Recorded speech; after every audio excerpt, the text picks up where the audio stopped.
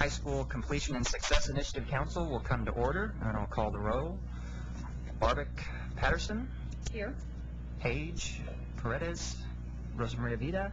Present. Ramos Davidson. Here. McAdams and Wyndham. Here. We have a sufficient number to get started.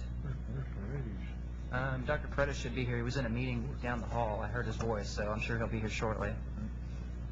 My name is Robert Scott. I'm with the Texas Education Agency, and I know we have two new members, one of which is here.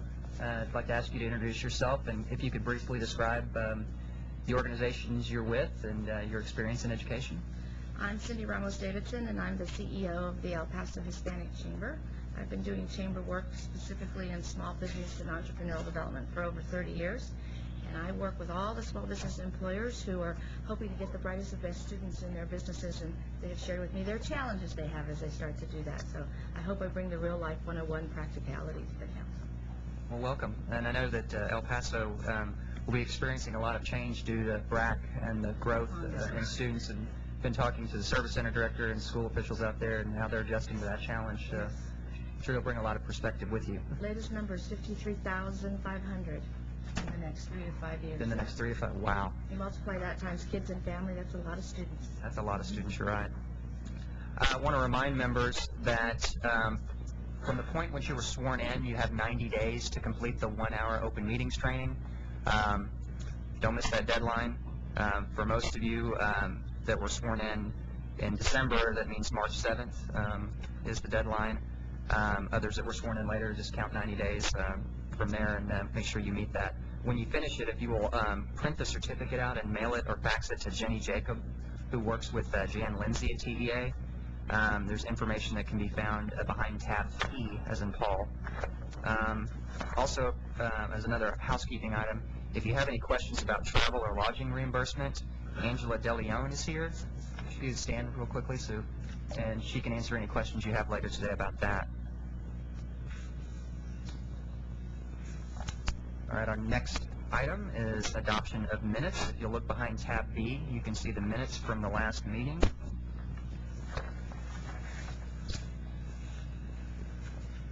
I want to take a minute and go through those.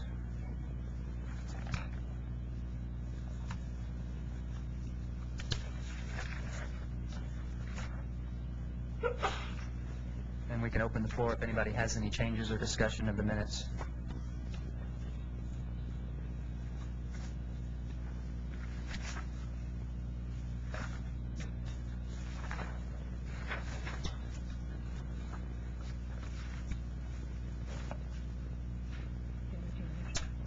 Yeah, I'd entertain a motion to approve the minutes. We're ready for that? So moved. Second, anyone? I second. All those in favor? Aye. Any opposed? Minutes are adopted. Okay, now we get to the fun part. We start talking about the adoption of a work plan. We have a couple of things we need to do. Obviously, we have a March 15th statutory deadline to adopt the strategic plan so that we can continue to operate grant programs at the agencies. And we've set up a timeline of additional meetings to complete that process before March 15th. And I know that some of you may have conflicts, so I want to go through some of those meeting dates. Obviously today, we've got one scheduled for Monday, February 4th to consider the rationale and research supporting the development of current high school completion or current programs and initiatives, and receive testimony from Texas grantees so that they can talk about what they're doing and what success they're having with current programs. We also want to discuss other programs as outlined in House Bill 2237 at the February 4th meeting. The second meeting we'll need to discuss among council members when you can be there. We can either do it the 14th or 15th of February, obviously with February 14th being Valentine's Day. I'm sure many of you will want to be back home. I have a conflict on both of those days with the school law conference, so I'm trying to juggle that, and if I can't, I'm hoping to ask Dr. Paredes if he can chair for at least some time until I can get here. So do council members have a preference on the 14th or 15th? I would prefer the 15th. 15th? Doesn't matter to me. Okay. So we'll try to shoot for the 15th. At the 15th meeting, if we hold on that day, we're going to consider other efforts that are going on for high school improvement and public testimony, as well as invited testimony from stakeholders on dropout prevention, college readiness, and high school reform. The following meeting will be Thursday, February 21st, where we will bring in national perspectives on high school reform and evaluation of successful programs. And then the final meetings on Monday, March 3rd, invited testimony on dropout prevention and college readiness, and well as information of providing TEA direction for the completion of the strategic plan. And then finally what we want to do is have a 2-day meeting on March 10th and 11th so we can really get down into details of the strategic plan on the 10th and then finally adopt it on the 11th. And I know that week is spring break for a lot of school districts. My kids will be out, but I'll find a way to make sure I'm here. But wanted to make you aware of that date and see if anybody had any objections.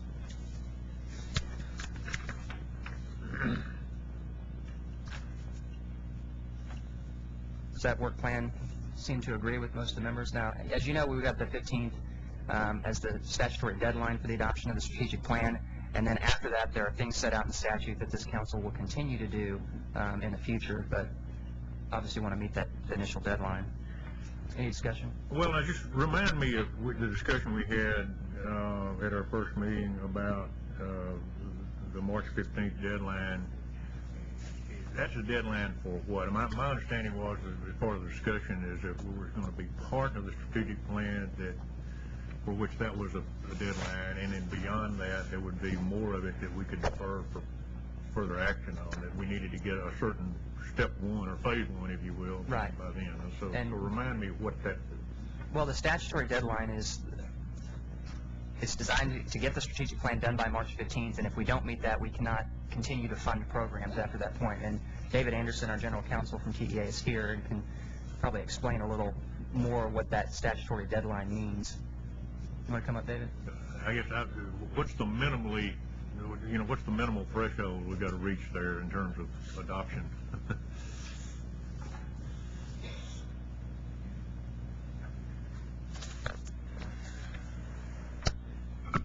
Good morning. My name is David Anderson. I'm General Counsel with the Texas Education Agency. The concern that I really have with this statute is not so much the March 15th deadline in terms of the validity of a plan, as there's a very specific provision in the statute that expires on March 15th. And that's 39.357D, which C says, Commissioners, don't you dare spend money unless it's consistent with this plan. D says, but it's okay to continue with grants and programs that you had in place before January 1 of 2007. That grandfathering at D goes away March 15th. So March 16th, the calendar police won't descend on y'all because a plan might not have been adopted, but it raises a real legal question for the two agencies to continue to send out checks and administer those programs. So it's the grandfather clause that you're worried about. That goes away that day. March Yes. 15th deadline. Yes. That covers specific initiatives that are already in place. That's right. And from a practical perspective, one of my concerns about missing that March 15th deadline is, subsequent to the strategic plan being adopted, we have to file rules. We have to do RFPs for new grant programs, and just looking at the calendar before the beginning of the next school year, that's about the deadline that we're going to have to get something in place before the beginning of school. Otherwise, we miss a year. That spring season is also when school districts and charters are building their budget, so they need information about that point as well. Forgive me, I'm very confused about this. Right now, I'm assuming that there probably are RFQs out for the funds that are available for high school initiatives. Is that true? That's true for some current programs. Now, the new programs in terms of dropout prevention, there are some that are statutory that the agency has already been able to work on, and there are some that we'll need to develop. Okay, and some of the things that in statute the council is required to address in the strategic plan for the high school initiatives, I'm assuming that what has been done to date this year in terms of RFQs is general enough that anything we do this year will apply to this year's programs? Yeah, that's correct. Okay, are there a list of we talked about this last meeting, it was last year too, a list of programs or initiatives or grants that are already, or have already been funded that we can look at to kind of get an idea of what we're talking about, or things that you've already put out, a list of initiatives that are in the legislation, that 2237, for example. Absolutely. We've got a complete list of all high school. Which is in effect the What tab backlog is that's it in? subject to the grandfather clause, I guess. Right, I guess I'd like to know what initiatives we're talking about that need to be, that will be affected by what we're, by our strategic plan that we put out by March 15th. Well, the list of the programs is in tab F. I'm not exactly sure what you're, Well, I mean, we're talking the items that are subject to grandfather that are already in process, I guess is what we're talking about. Isn't Sure. it? What you're talking about, the yeah, back- why don't you come up, Barbara, and we'll walk through tab F.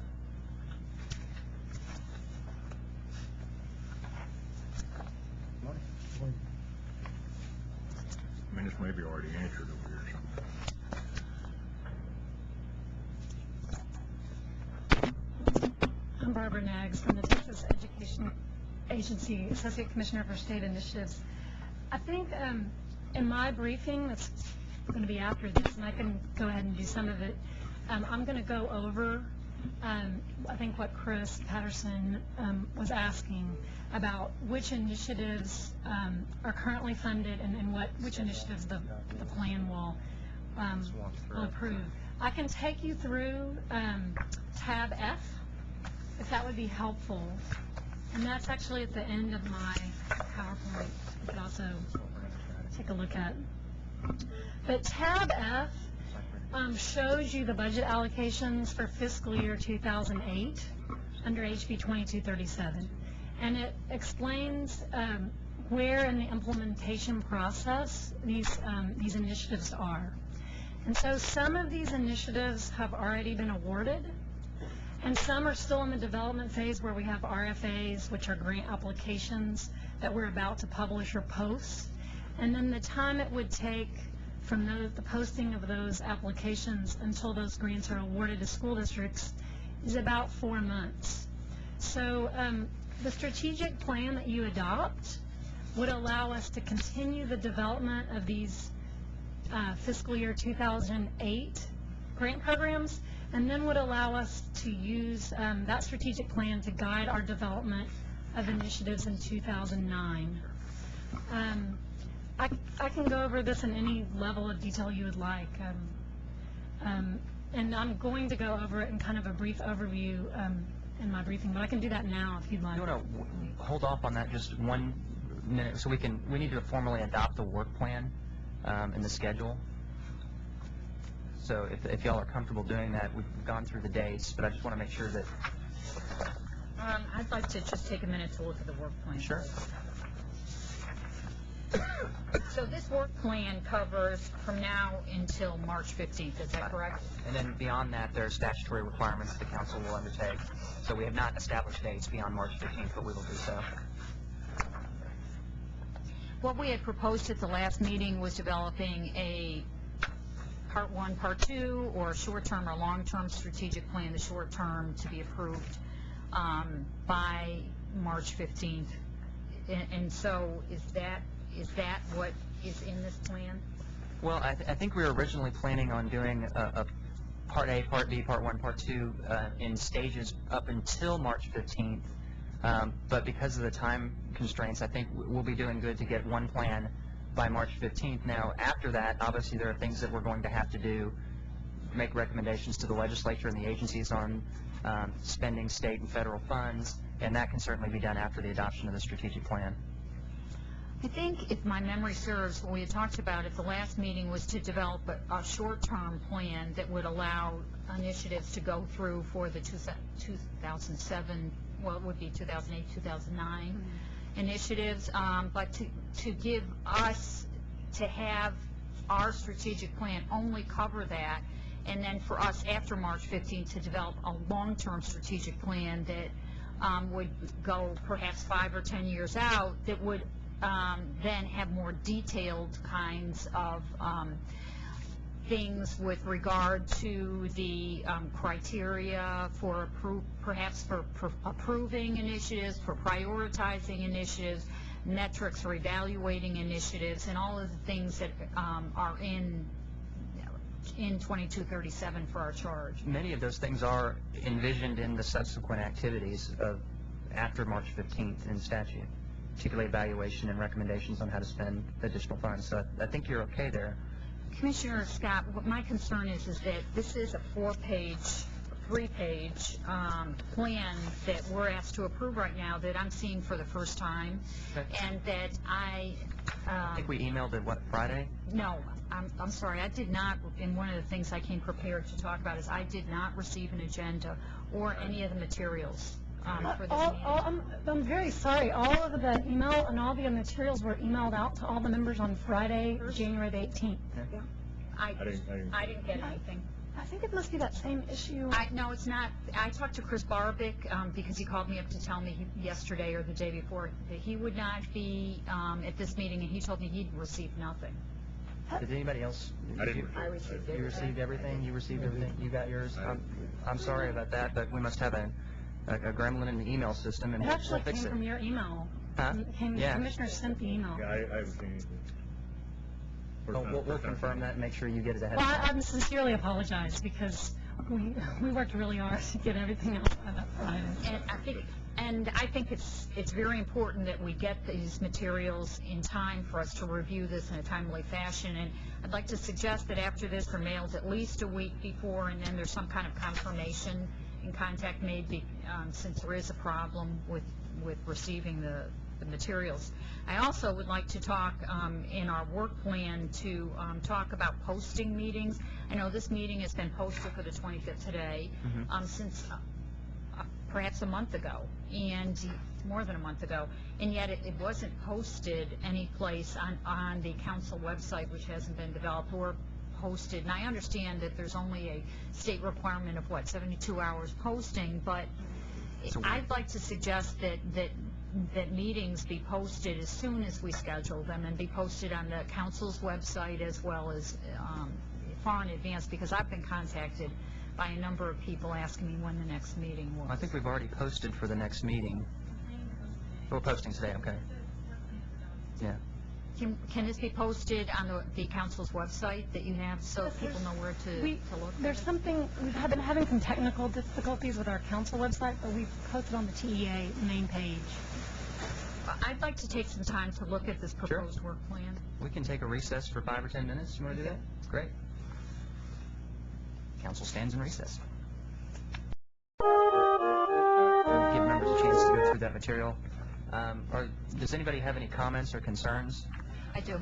I have suggestions. I'd like in the timeline, starting at the bottom of page 1, that where we say adopt a strategic plan to specify strategies, this will be applying only to initiatives for 2008-2009, to give us an opportunity after March 15th to adopt a long-term, more detailed and thoughtful strategic plan for initiatives.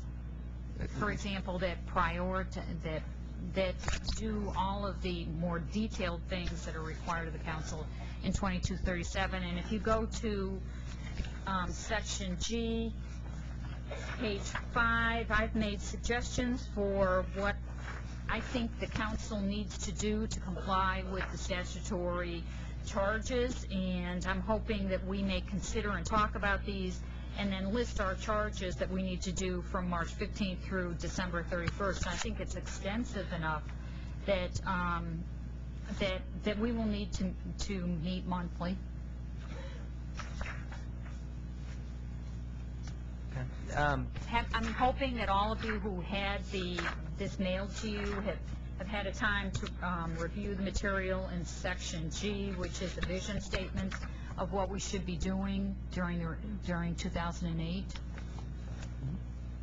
And certainly, I'd like to use what I've prepared as a basis or the foundation for discussing what we should be doing.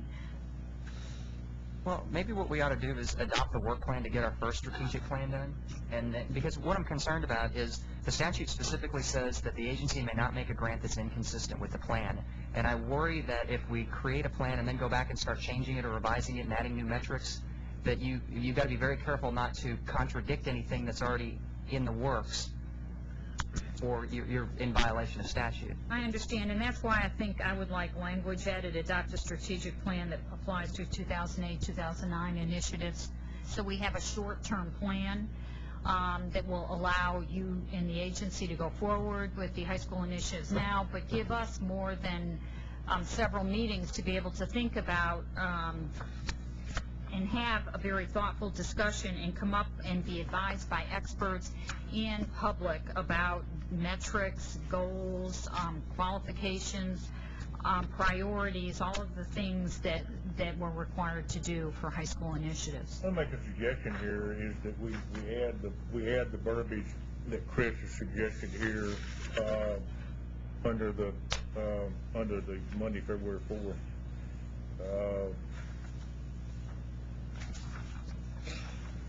Oh, not Monday, wherever it was. It's on page Oh, 1. under on page 1 there, under the timeline, adoption strategic plan covering 08-09, the language she just suggested.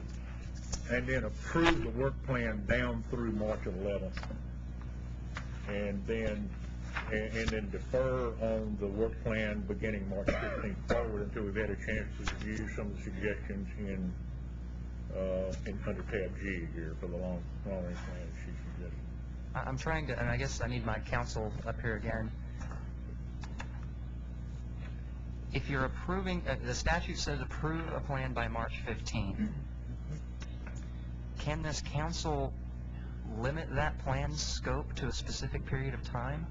I think you probably can, but I would suggest you probably don't want to get to the next school year and have no default.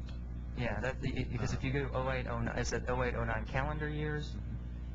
Well, that's a separate issue. There's going to be a season to this, and you probably want to pace your activities to affect school years, so districts can build their budgets, grants application cycles can be completed. And so I'm not sure when it would be, but there would be a point in time where it would make sense to make any changes for a subsequent school year, and you wouldn't want to do it after that until you reach the point where you'd want to make a change for a school year thereafter. Can you suggest what would be the best language to use for the shortest term to cover only initiatives approved for the next school year? I think you could do that. The problem is you get to a point where you have nothing to work from for a subsequent school year. So it might be better to simply say this is the plan. That becomes a default for centuries to come, but then come back and amend it My effective question is, for are we going some to get to that point before March 15th? Because we will be having all these meetings, and at least ostensibly we will have had considerably more time to review the recommendations under tab G for the longer term plan. So are we going to reach this point you're describing before the 15th of March? No, the grandfather terms into again, back to effect on my March suggestion, 15th. let's approve a strategic plan through the 15th of March, and then and we'll have all these meetings in here, and certainly we can find some time to talk about a Right. longer term plan and put that into some form of formulation by the 15th of March.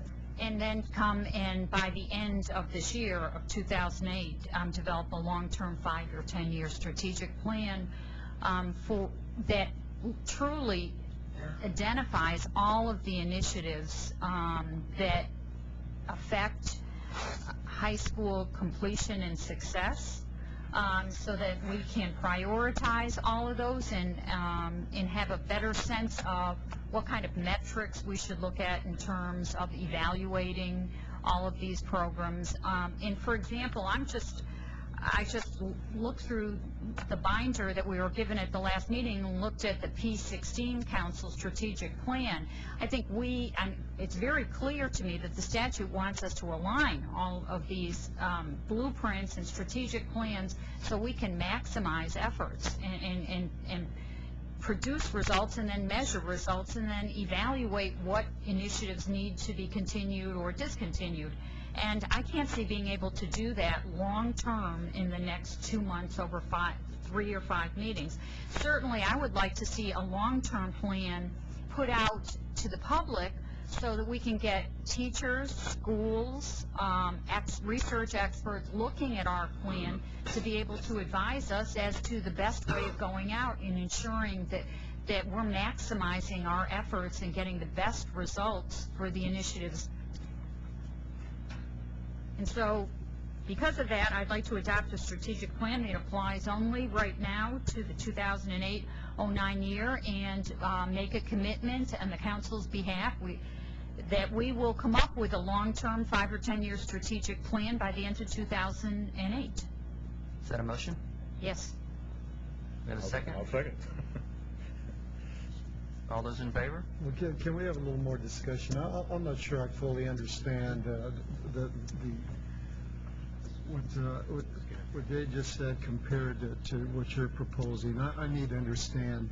Well, I think the distinction would be, and it makes sense to me, but I'd like Barbara, who knows the grants better, to talk about it, to use school years as the units that you deal with. That's how people build their budgets. I would understand the motion to say that the council would adopt standards that would apply to everything done for the 08-09 school year. That puts you in the position of getting to the end of that school year and having no standards. There's no default that would carry forward. That's not illegal. That's just a vacuum. And something else would have to fill that vacuum. Yeah, I would strongly advise in not creating a document that dies at some point and creates a vacuum. I just think that's a bad policy step to make. It creates uncertainty for grantees. It creates uncertainty for agencies. I understand the desire to want to continue to work, and I think the statute allows for us to continue to work and do specific things. And I think Barbara will go through that. But I think the statute envisioned us adopting a strategic plan by May 15th and then doing a whole bunch of other things after that do exactly what you say. And that is making recommendations on how to spend state and federal funds, how to leverage things, how to evaluate programs, and how to identify new programs that can be successful and make. Do you have a recommendation about how you might modify your strategic plan to accommodate Chris's concerns? Or would you prefer to simply adopt the plan as provided? Well, I think the plan as provided gives us a good outline of what we need to do by March 15th, and then after that, the table's open. But we have an objective to meet by March 15th, and I'm happy to talk to you after that about where this council needs to go from there. But the first priority set out for us in statute is to adopt the strategic plan. I was just trying to figure out a way, and I thought when we had discussion back in December, I thought we were going to have a phase 1, phase 2 here. Phase 1 being approving whatever baseline or default, as you describe it, was necessary, minimally acceptable to get us to this March 15th deadline, and then that would buy us significantly more time to be a lot more thoughtful and get a lot more input from a lot more folks, constituents, stakeholders, and what have you, with which to develop a longer-term plan. And there's a lot of comprehension. I mean, this is very comprehensive here, and it goes several layers down. And that's all I'm trying to suggest is if there's a way to do that without damaging or putting us in a position of being sunset, in effect, having a that's the part that concerns me. Somewhere, it enables us to do that. But I hate to cram a strategic plan in here before the 15th of March that's going to be or purport to be a 5 or 10 year plan, because I just don't think we're ready to do that. We just don't have. We got 6 weeks or 8 weeks here. David, I think There are two issues. One is really just a choice. I think there is. I'm hearing consensus to adopt a plan by March 15th, which will allow spending through the rest of the school year. The question then is, do you want to limit that plan to a particular school year and have it expire and come back and redo a plan, or do you want to have a plan that continues and would be amended at a subsequent point? And then the second issue that I think Barbara knows more than I, but I think is worth considering is however you construct that. If you create a cutoff, to be clear as to multi-year grants, because some of these grants, I believe, are more than one school year. So something that cuts off in a given year needs to make an explicit decision about a grant that may have been awarded, say, for 3 years. Does that grant have to stop, or can it continue under the terms of the old policy? Mr. Chairman? Yes. Is this hot? Yes. It's hot. Yes. I'm sympathetic to what Chris and Jim are saying, and I don't understand if we can, right now there's nothing out there. If we can come up with something between now and March 15, why would there be any concern that we wouldn't be able to come up with something for the long term by the end of the summer? I mean, the fact that suddenly there's going to be nothing, well, we have lots of time to do something, and why would we not do that? Why would we think that we would not do that? So what concerns me about doing something now that we have to amend is that it might actually be harder to amend than we think. Oh, the momentum is rolling, people have expectations. I mean, I don't know how easy it's going to be to amend stuff. If what we put out there now, we know that we can easily amend, and perhaps amend in rather major ways, then that's one thing. But if it turns out that making amendments are fairly hard to do, and there's a lot of momentum and so forth, then I'm going to regret having tied my hands. Because this is a very complicated subject, and notwithstanding the statutory deadline, we're just getting started. And to expect us to master all of this and come up with something comprehensive for the long term for the state, I would feel like I wasn't doing my due diligence to just approve something without having had a chance to really understand it and get a lot of input. Well, I certainly understand what you're saying. My concern is the uncertainty of creating the vacuum of a sunset, that all programs, and particularly if you're doing a 2 or 3 or 4 year program commitment or evaluation, you want to make sure that those grantees don't have a sense that, you know, their funding or their program is going to go away after a year if we adopt something in which there's, you know, no real future. Why would they think that? They know we have all summer to do our work. Why would they think that? Well, it's all about the words. I mean, can't we draft something that is a default posture without a sunset provision? Well, that's kind of what David was saying, that you can draft a plan and then you can come back and amend it, grow it, you know, change it over time, but Given the concerns expressed, which I think are legitimate, could you all go sit down somewhere and come up with a compromise resolution or plan for dealing with these concerns? These are legitimate concerns. I don't and think we want this to is be brought rushed. about by a compressed timeline. Yeah. And so I understand the concern that you want to continue to work, and I think the statute allows for that. But I think we have a goal of March 15th for an initial strategic plan that we need to get done.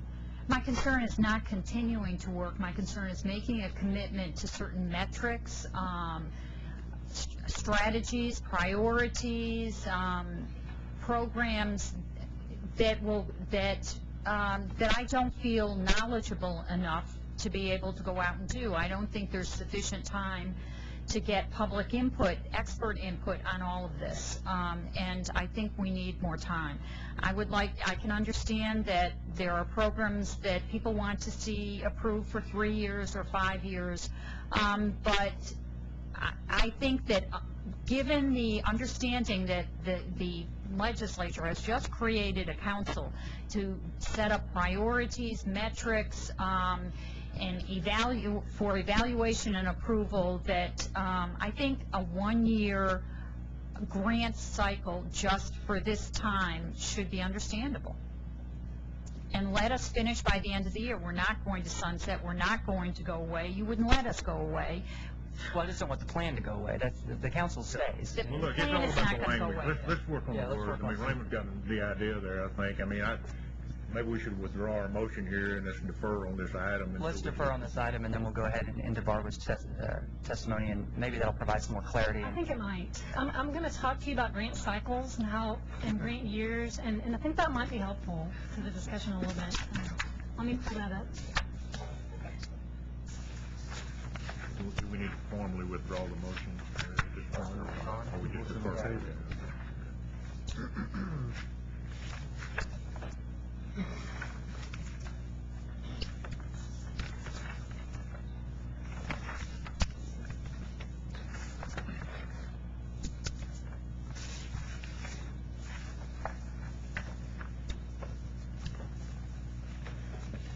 Okay. This presentation is behind tab D in your notebook. What I'm going to try to do is provide a little bit of context and some of the parameters around the grant process and the evaluation process, and then I'm going to give a quick overview of how we've budgeted or allocated the funding for fiscal year 08 for HB 2237, or what we call Rider 53. So this page right here gives you a overview of what we're going to talk about. I'm going to just walk through very quickly the grant process from the development of a grant at the agency to how long it takes to be implemented in schools. And then real quickly do the same thing for you with evaluation. Also, I just want to kind of talk about how that might have an impact on the strategic plan that you adopt, and then walk you through just briefly how we allocated the funds in 08. So, the next slide, thank you. Next slide. What I like to do is I picked a program, go to the next one, the Collaborative Dropout Reduction Pilot Program. And this is a new program. It was created in HB 2237. It's a pretty complex program. It requires school districts to partner with multiple external organizations, nonprofits, law enforcement agencies, institutions of higher education, to create a collaborative program to help reduce dropouts. It also has a component of a work-study component, so it means school districts need to partner with businesses. So if you take a look, HB 2237 passed in May of 2007. In September of 2007, the funding becomes available for grant programs in fiscal year 08. It's during that period between May and September that we finalize the budgets. And then during that same period, as you'll see as we go forward in the presentation, staff at the agency are still working on programs and obligating and awarding programs from fiscal year 07. So once September 2007 comes along, in the fall, what we do is we develop the grant application. And because this is a complex program, collaborative dropout program, we held a number of stakeholder meetings to get stakeholder input, and we developed the program requirements. Because the grant application itself, once we post it, that guides the program for the next 2 years of its life. So we want to be very careful and think through how we develop the program requirements. So if you turn to the next page, in January, and in fact today, the grant application for this program is being posted. So it has been about 9 months since the passage of the bill, and we now have the grant application posted. Because this is a complicated program and requires school districts to have multiple partners, we're going to leave a very long period for the application period. So school districts that don't already have something like this in place can take the time to go get partners. They have to sign MOUs. That's part of the application process. So the grant application will be due in April. It gives them about 4 months. During that time, we also provide technical assistance sessions, applicants conferences to talk to people about how to implement a program like that. If you look at the next slide, once the application comes into TEA in April, there'll be a period in May where we do a competitive review process. And in most instances, we have no funding to pay reviewers. Here, I'll use this one. To pay reviewers at TEA. So what we do is we use a mail-out process, so it takes about a month to mail applications out, get reviews back from reviewers. In June and July, we have the negotiation and processing of the grant, and in August of 2008, this grant program will be awarded to grantees. So this is a fairly extreme example of the timeline, because this is a pretty complicated grant program, and it's new. So it's taking us till August of 2008 before school districts actually have the funding to implement this program. Now, once they have the funding, what we've done is we've put in a planning period for grantees. So depending on how long they need that planning period for, they might not actually implement the grant until January of 2009. And then they have, because of the life of our funding, state funding, they'll have until May of 2010 to implement this grant program.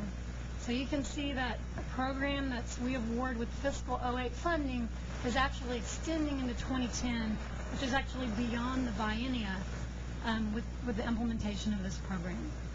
I don't know if there's any questions about the grant process or that. At that point, in sometime before May of 2010, we would probably make some determinations about whether or not to continue this program and provide additional funding to grantees, and that would also depend on whether we had additional funding from the legislature.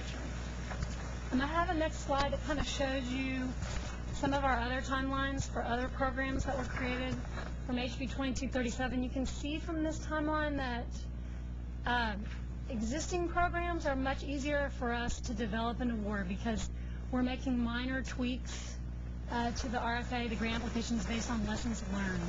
So we can have a quicker turnaround of existing programs.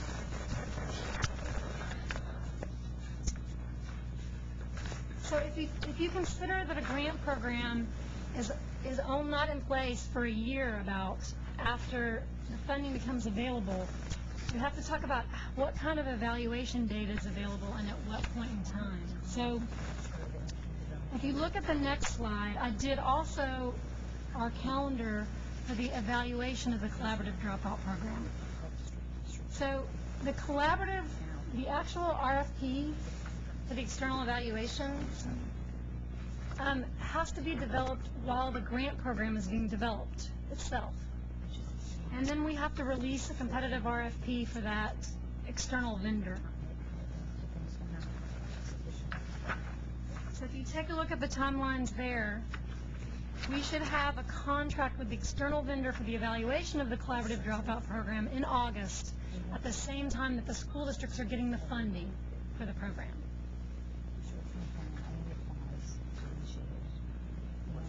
The next slide shows you that actually what's happening is the statute requires us then to have a legislative report, an evaluation report, due in December of 2008, but the program's only been in place potentially for 4 months, and sometimes those grantees are still in a planning period. So we have to think about what kind of evaluation data can we even have with that first evaluation report. And then the next report will be due in December of 2010. There's a slide that follows this. It's kind of a visual of this whole timeline. I think might be helpful. It's a couple of slides down.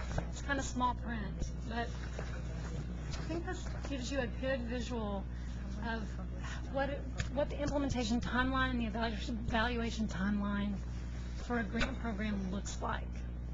So you can see that when grantees have the funding, they have the funds. They're probably implementing the program from January 2009 to May 2009, and we're going to be providing reports on what's happening with the program in December of 2008 and December of 2010.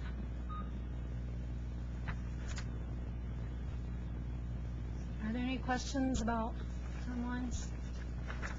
What I tried to do on the next few slides is kind of talk about what impact these timelines have on the strategic plan.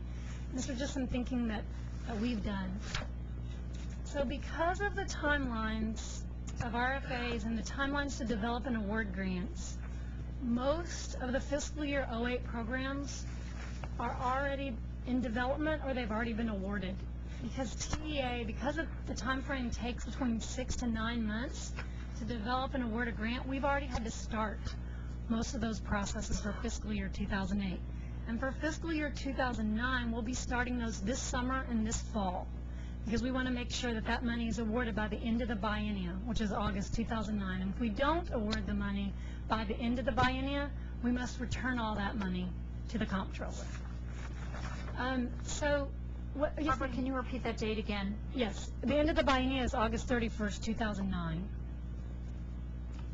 So if you back up from that and you think that you would have to have an RFA, a grant application out, our deadline is February. So all of our competitive RFAs have to be out by February for us to have grant money awarded by August. So that's a typical timeline. So in the time before that, we're developing the RFAs and doing all the background work before that.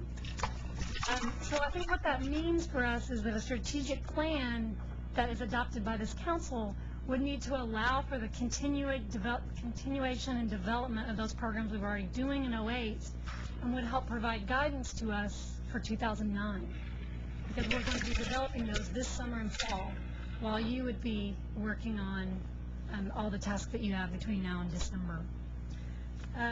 Barbara, is there a specific date in February, that it's the deadline in February? No, we just, that's our, based on our timelines, we would just say that the very latest that we would want to put a grant application out that was competitive would be February 28th, because we're worried about the time to competitively review it, to negotiate it, to put it through all the agency processes to award it. When you look through the tab F, I think it was F, where all the, you can see all the dates where we have multiple RFAs coming out this month and next month to help us meet all those deadlines. So, if I may ask a question, for the council to establish, for example, criteria for evaluating these grants, all of the criteria must be determined before the RFA is printed, right, in February? Well, the RFA would have some performance measures, but there would be a time during that period where the RFP that would go out for the evaluation is being developed.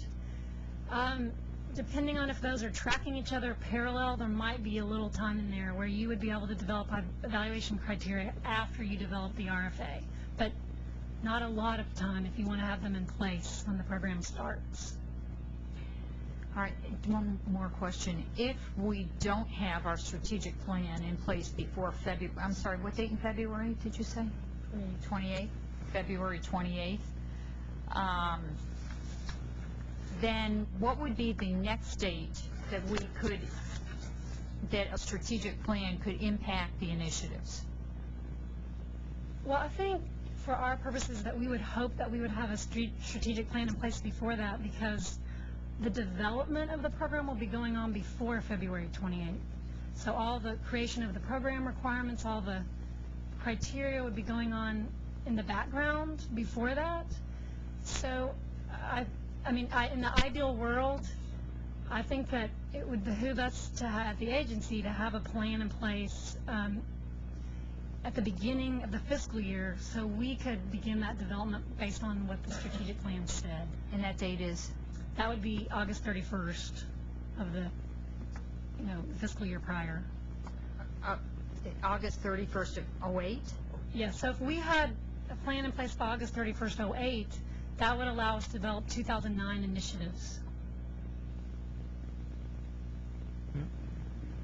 Sorry. Mr. Chairman, I have a comment. Yes. This is a comment, not a question.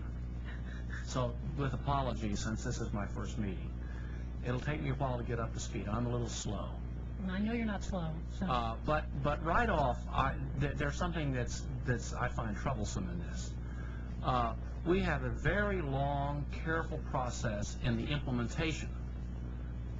But yet we, doing the strategic work, which is arguably more important, is supposed to be done bang, bang. That doesn't seem quite right to me. I mean, maybe we need more time to do the strategic work, and you need to figure out a way to shorten the amount of time you use to do the implementation. I have to turn that one over to the commissioner. Well, we're operating... I want to make another comment, too. It seems to me like the reason the legislature approved this bill, I've read the bill carefully, but I don't know what's in the minds of the legislators. But it seems to me like the reason they approved this bill is because they expected to see some changes. They had some sense of discomfort with the status quo and wanted to see change. We're not going to be able to make many significant changes if we have to move real quickly. We're going to be pretty much constrained by what is and sort of make some little minor elaborations. If we're going to make any big changes, which I assume the legislature had intended, we need to have time to think that through. So I'm not offering a solution to the problem, but I'm just sharing it with you, my discomfort. Well, we don't live in the world that ought to be. We live in the world that is. And the fact is, the legislature put a March 15th deadline. That's the only reason we're having this discussion. It's not something that we're...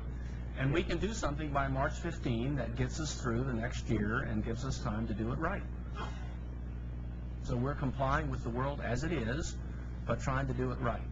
Well, and I said you could develop a strategic plan by March 15th and come back and amend, change, grow, any of those things. Well, what I don't understand fully, because I'm new at this, is that amend, change, grow, what all that means. Because if we put something out there and we tell people we might amend, change, grow this, but nevertheless it's there, does this start a whole chain of events going along that we will find later on it's pretty difficult to amend, change, and grow? And I don't know the answer to that. So, I mean, I think if it's broad enough and flexible enough, I would like to think in strategic, like I think what we all want to be. I think it would allow us that ability to learn from what we're doing. I mean, we may not be able to change grants that we made in 2008 that are lasting until 2010, but I think we could affect future programs. That would be.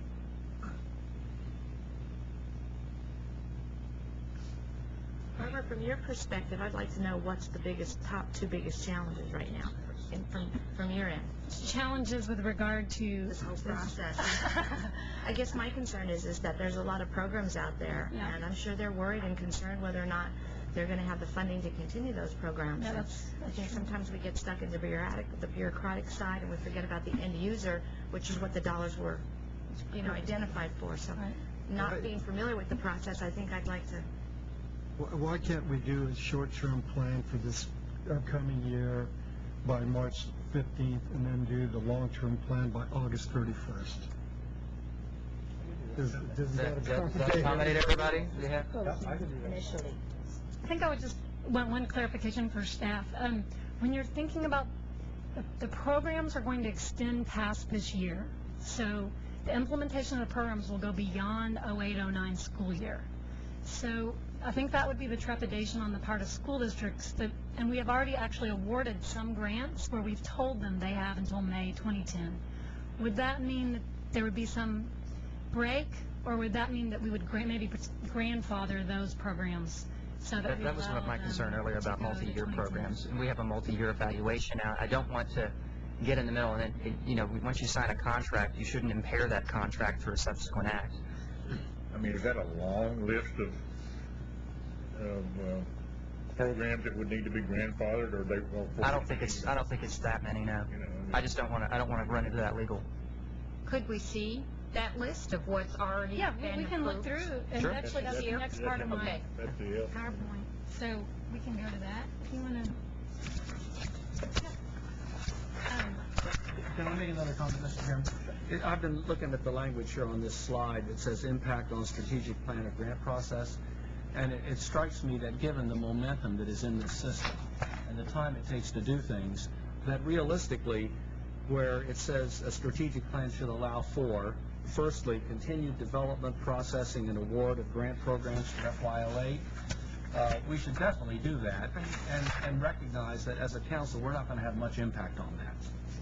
But the next line, provide guidance for the development and award of programs in FY09, I would hope that as a council, we can have major impact on that. However, the time frame that will allow us to do that. Because clearly, we don't want to throw any monkey wrench in here and derail stuff and upset people and create confusion. So probably for FY08, it's going to be some minor tinkering. But I just don't want to close the door or in any way put us in a box where we can't, where it says provide guidance, where that guidance can't be fairly significant guidance. Right. And so, in order to do that, we'd have to have something in place by August 31st, right? And I think by August 31st, we could do that. That gives us time. Chris, do you think that gives us time to have the hearings and listen to the expert Is that enough time? testimony and get our own heads around this fully? So I think Raymond makes a reasonable suggestion. There you go. Sounds to me like that's pretty much the consensus of the group. So that's the consensus of the group. We can proceed that way. You want to adopt this in the form of a formal motion?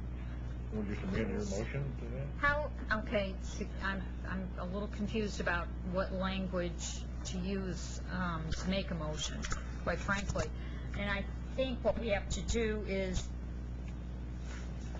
going back to, Let's go back to that insert that you wanted to make there on the page.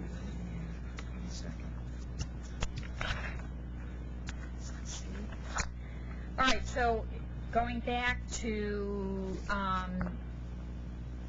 the section C, 1, timeline to adopt a strategic plan. We will say adopt a strategic plan that applies to fiscal year '09. Is that what we're saying? Oh, yes. By March 15th, and then, By March and then 15th. and then the subsequent one by Yes. August 31st? Yes, Okay. Fiscal year 08, 09? 09. So, because that's acknowledging we already have RFAs out and things that are pretty much chugging down the line. And that would just,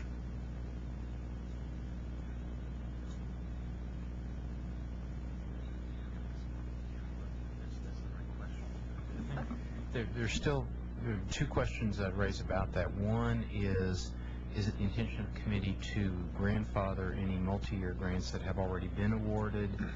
And so would that criteria would extend through those grants, and then Yes, I think we have to. Yes. any RFP processes or grant awards that might occur between March 15th and August 31st, what about those? Yes, right, yes. So the plan would cover FY08 and FY09? Yes. The one in March? Yes, right. Okay. And in addition, grandfather any multi-year Yes. grants. Yeah, as that's region my to concern. 10. Yeah, I appreciate under the that. criteria they're presently operating under. And so that's both But that means that awarded and awarded before Yeah. August 31st. But that means the August 28 plan would have major impact on subsequent grants, Yes. Yes, which would be 10 and following. Great. right, yes. So just to make it most explicit possible, a grant awarded, let's say on August 30th, would be subject to the March 15th plan. A grant awarded on September 1 would be subject to the plan you're contemplating adopting by March 31st. Wait, Because that's your funding cycle, right? September to August? could you say that again, please? The line that you're, the date, let's assume y'all really meet on August 31st and adopt that plan. The way I'm thinking of this, and we'll make sure we draft it to meet your desires, is that all awards made, all grant awards made up to August 30th, including multi-year grants that might stretch out to 2010 or 11, are subject to the criteria that you adopt March 15th.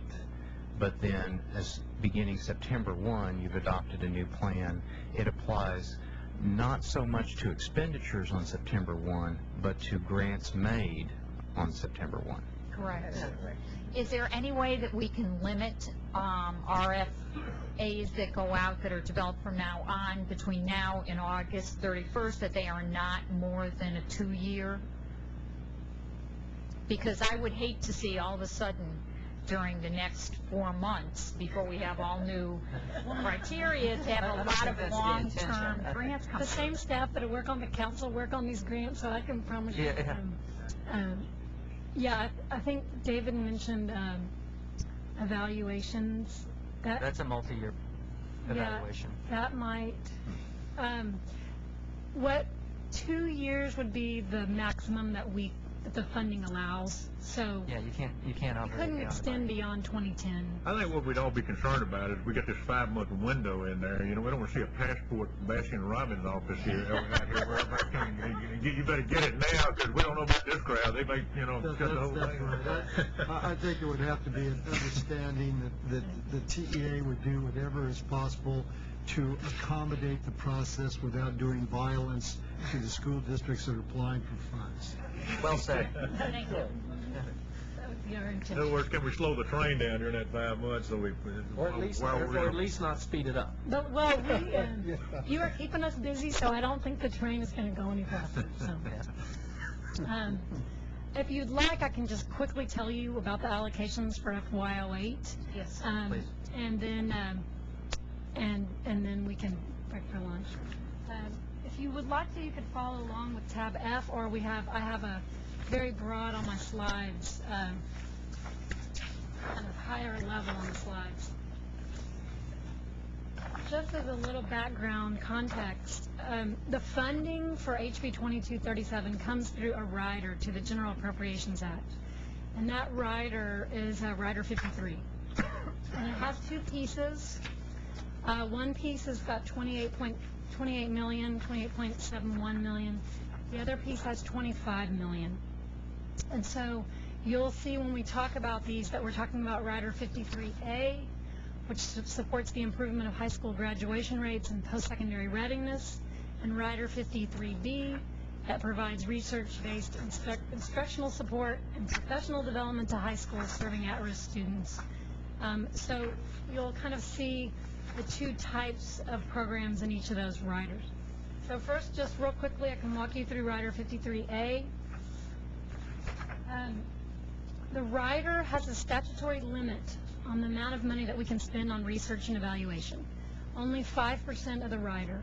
So you'll see we set aside $1.4 million for research and evaluation, and we're developing a proposal to increase the scope of the Texas High School Project Evaluation. And this afternoon you're going to get a briefing on that evaluation.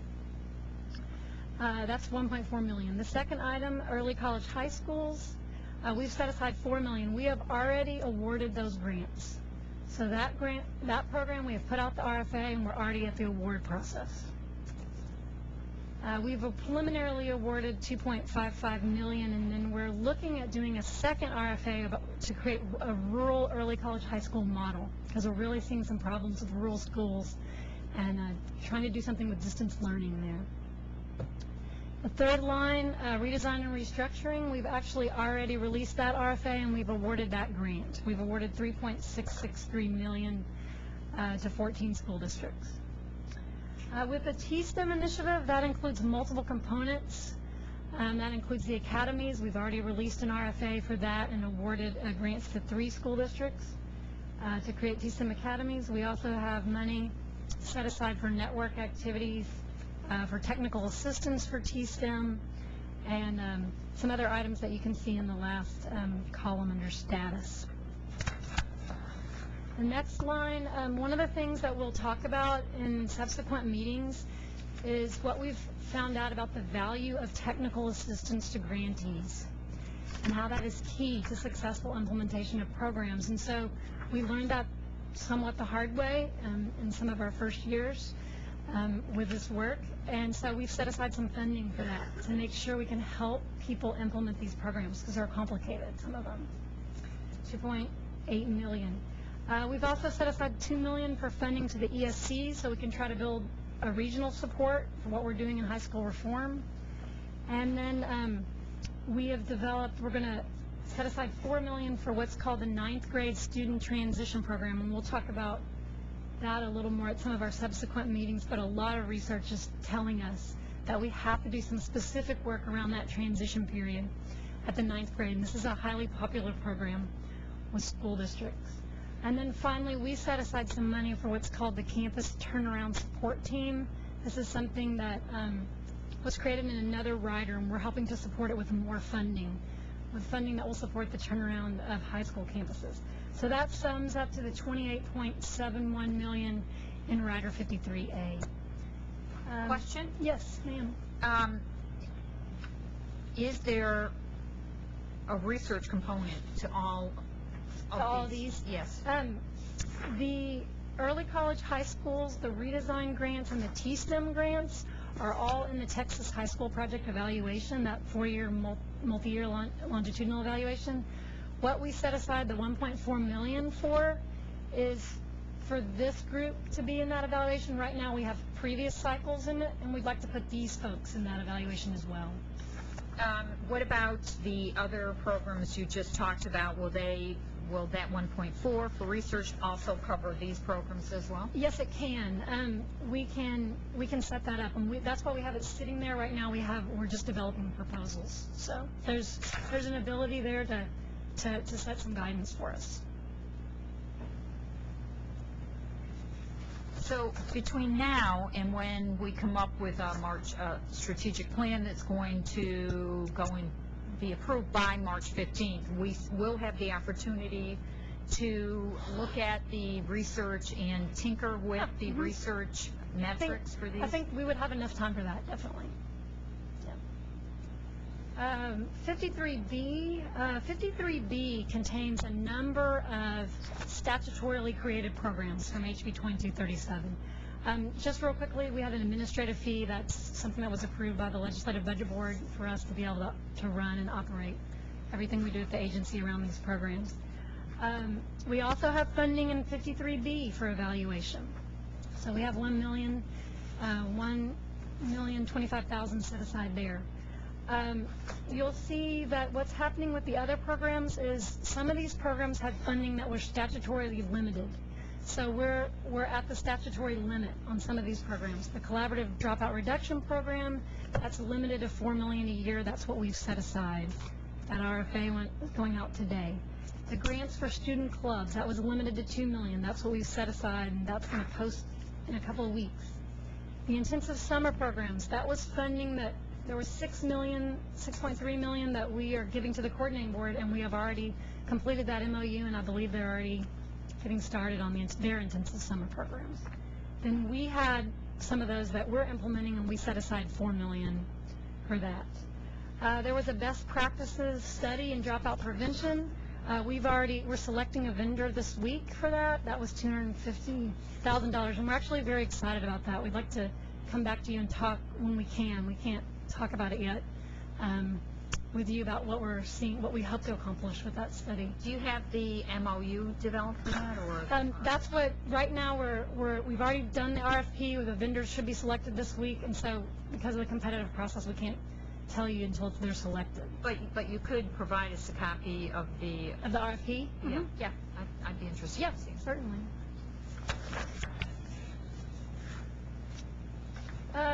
The intensive technology-based academic intervention pilot, we've set aside $3 million for that program, and that RFA will be published. That's actually one of the latest ones we're putting out. We're putting it out in March, which is great for us.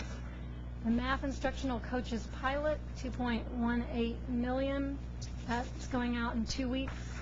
There's another program called SERVE. It was a volunteer program for volunteers in schools. That RFA will be published in 2 weeks. That's $500,000.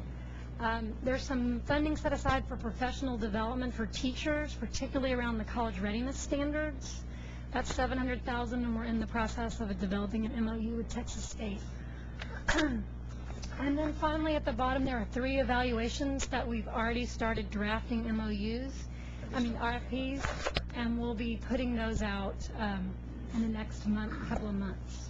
So that adds up to the $25 million. Barbara, do you have any descriptive materials about these programs? Yes, we on our website, and we can just print everything out for you. We have little kind of 2 or 3 paragraph descriptions of what they are. I appreciate that. Mm-hmm. Keeping us busy over there. Yeah. Thank you, Barbara. Is there any more questions? Well, that's the grandfather list, right? Right. Well, I second the revised motion, I guess. Is that where we are? Sure. All those in favor? Well, We better have a before I vote on something, I'd like to see in writing what I'm voting. Okay. I'd like the lawyer, Write it out. somebody to give me some verbiage so I know exactly what I'm voting. That's good. Okay. Good idea. You want to take a few minutes and we'll write it up? Any other comments or concerns for the committee members about where we're going once we get the verbiage drafted out and can get our work plan adopted? All right. We'll get the work plan adopted, and then we can start thinking about what we want to see in the strategic plan. I think we've got a good meeting schedule established, and we've got obviously a short timeline between now and March 15th, but staff are ready to help in any way we can and get going. Any other comments? Well, we have an opportunity to discuss the experts we'd like to Sure, see absolutely. I'd invited. love to have that input. Will there be an opportunity in today's meeting? We can do that now. Do you have experts invited for today? Did I see that on the Yeah. agenda? And who is coming today? Eric Balthus and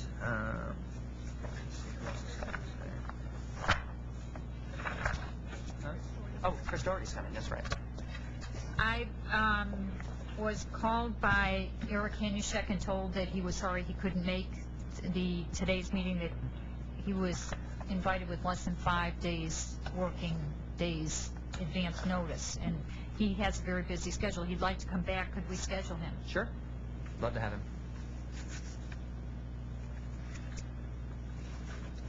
Anything else?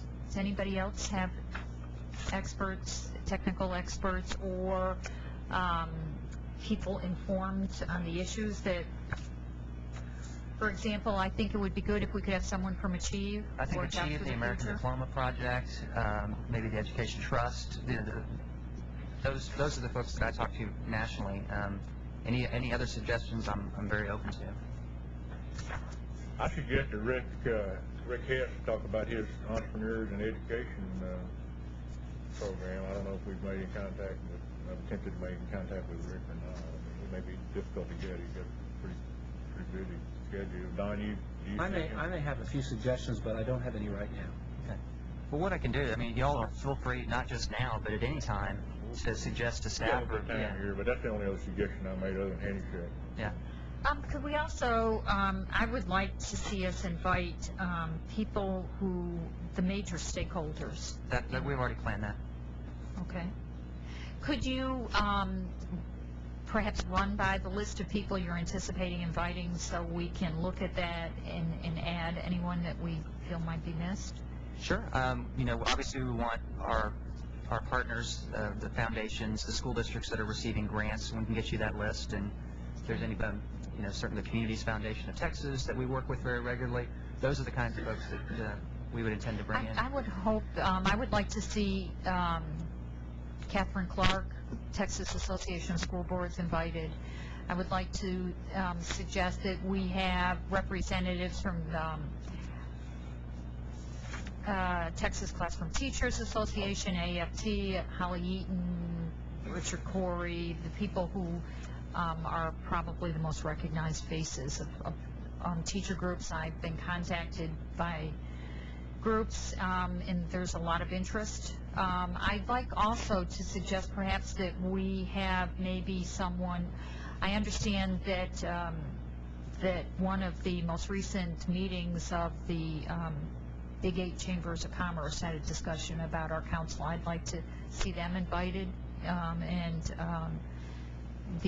perhaps Bill Hammond, of course, Texas Association of Business. Mr. Chairman? Sure.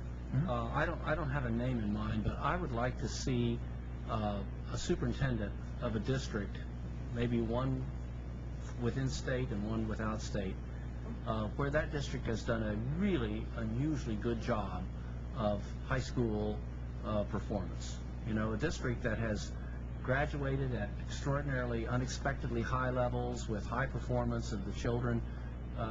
In other words, who's out there right now doing a really good job of this? And I'd like to find out who that person is and find out what they're doing, because this work ultimately is going to be done on the ground by school administrators. And I love scholars and pundits and all these other people and people representing special interest groups, but I'd also like to hear from people that are actually out there and have done something that's made a difference. Absolutely, and I think that the time frame that we would consider doing all this, and we'd put it in the plan, and the stakeholders and public input would be the February 15th meeting and the February 21st meeting for certain. We're certainly going to have additional testimony at others, but I think those two will be the large ones in terms of stakeholder input and public input. 15th of March. Absolutely. Could I suggest, I'm sorry and I apologize for burdening staff, but the invitation go out this week to those individuals to make sure that they can. Well, this week in terms of Friday, or within next week? Today, yes. Okay. I could rush back to the agency and try to get something. Within the week. Yeah. Sorry. Well, I think we're kind of at a break point right now, so if you want to break for lunch, then we can come back and we'll hear from Chris Daugherty and right, we're in recess for lunch. And do we have the language distributed? They've got the words. Where's the language? Got the words. You got the words? Okay. There's also a copy of it up. You can see it up there. Okay. Got it?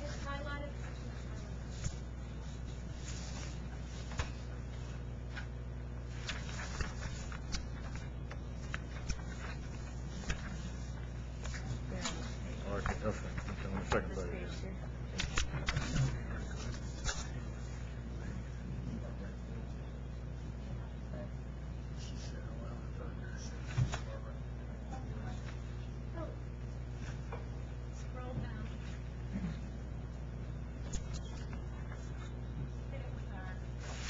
looks like it works.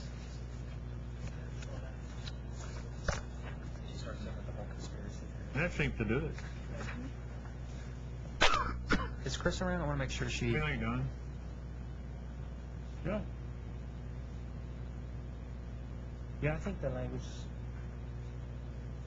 Yeah, let's wait. Yeah, Chris will. Yeah, I want to make sure. Sorry, in the hallway, she'll be back in a moment.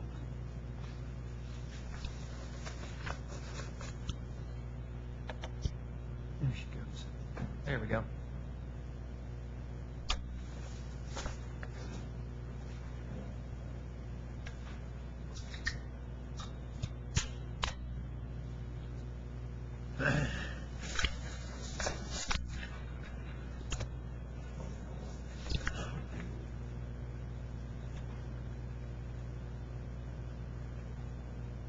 Wait on you to bless this verbiage here. We have a printed copy for you there too, Yeah, Chris. there's a copy here, Chris. Right here. Yeah, I don't Second think page. I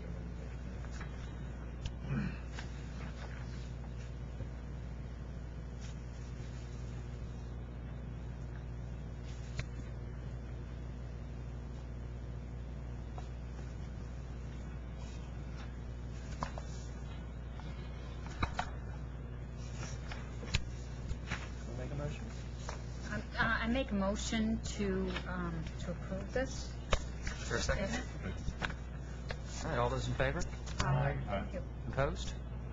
All right, we have a work plan. Got the ribbons.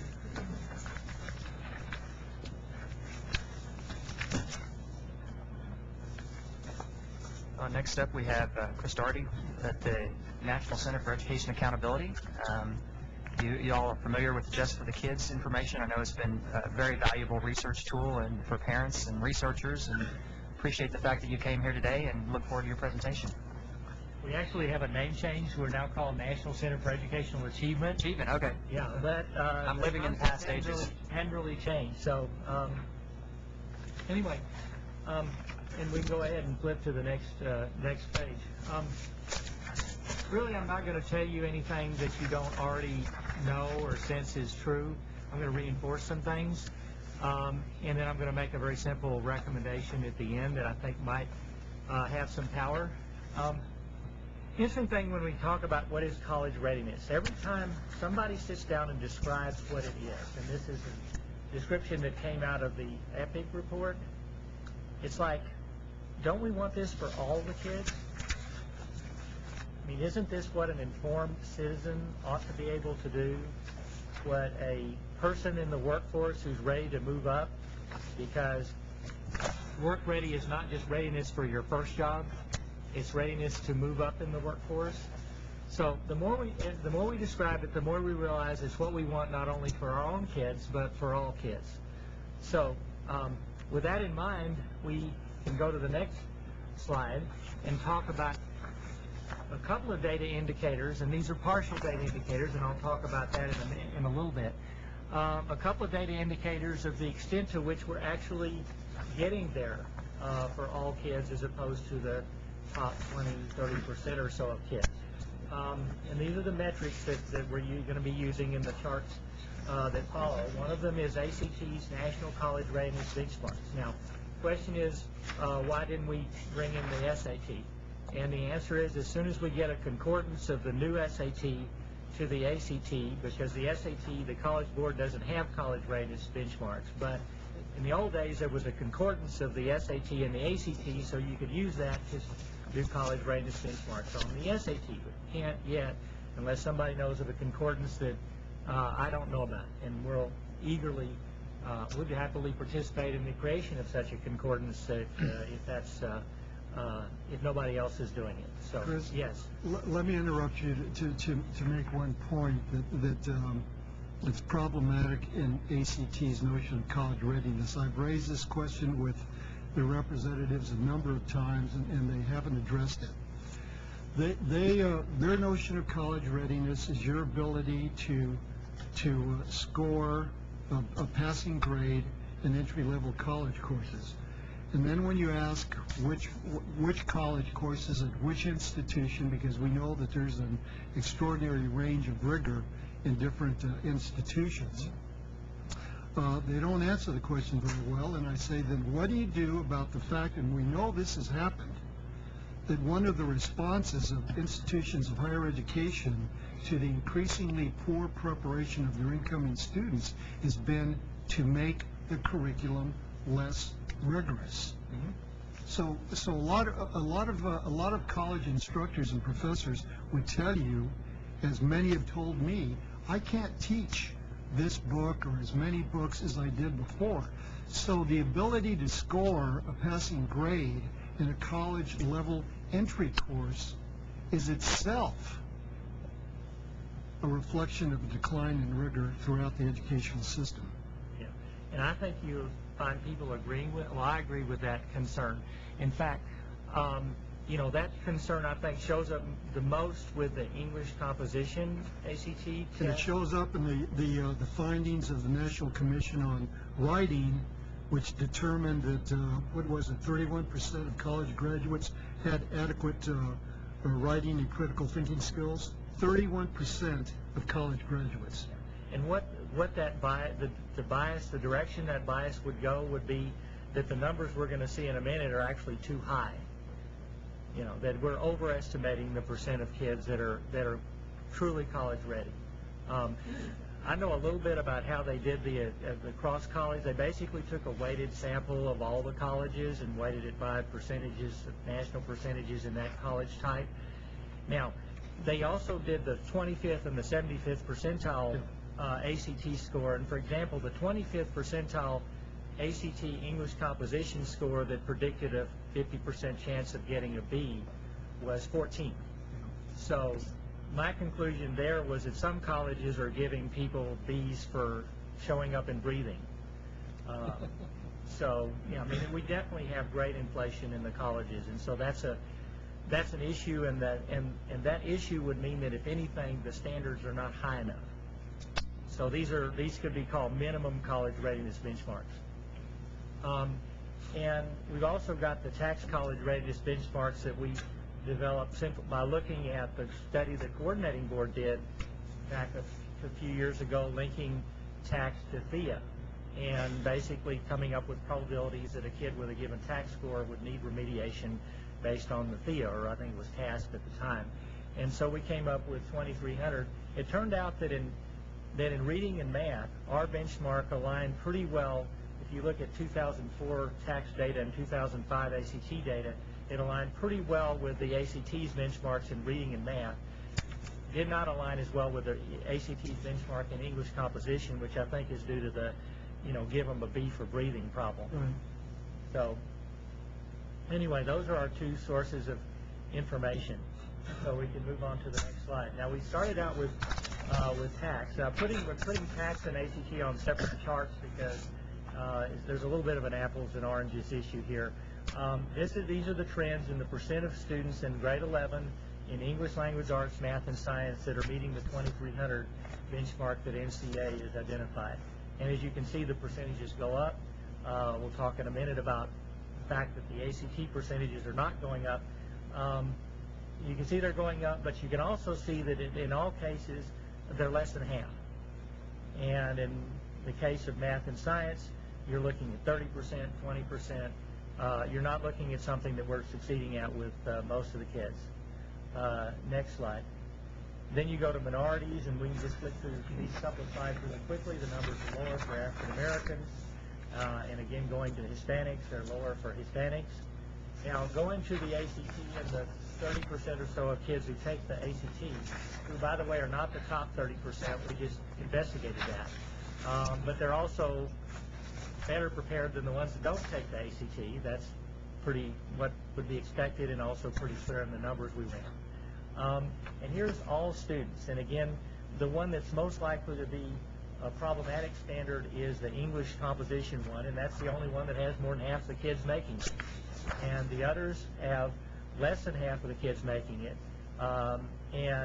These are the kids that take the ACT who are, on average, better prepared than the student population as a whole, although they're not the top 30% of the kids. And we've got the percent tested at the bottom. So you can see that the percent tested is actually on the ACT has not changed very much in the last 5 years.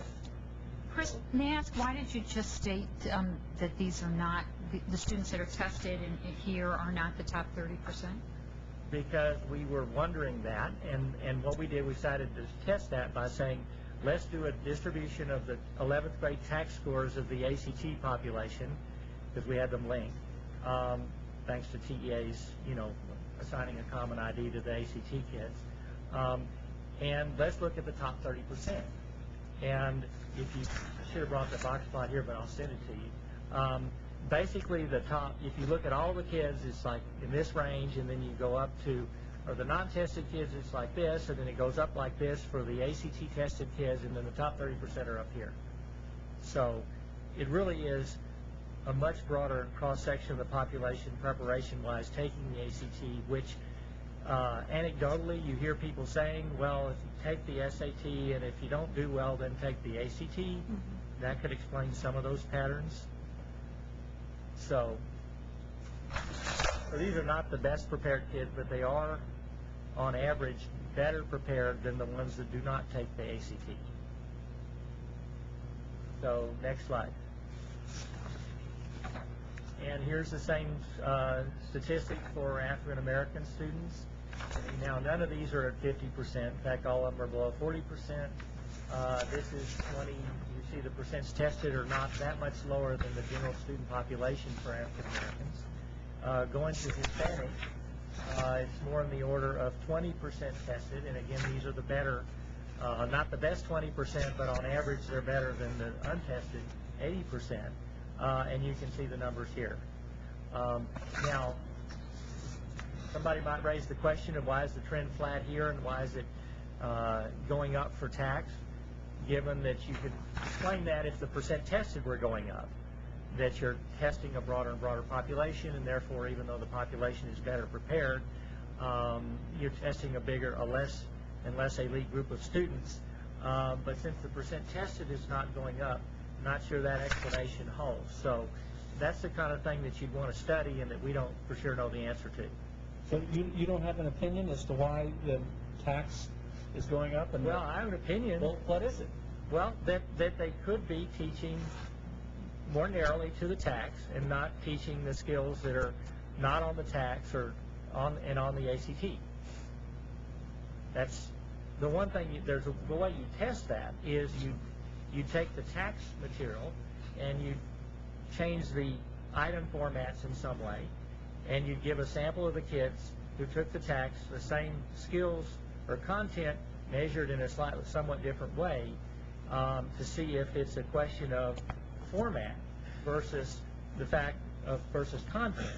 And you could do that by testing the same content and different content with a different format in the same format, and then you could kind of break out whether to the extent to which is differences in format of the items and how the questions are asked and so forth versus it's just different content.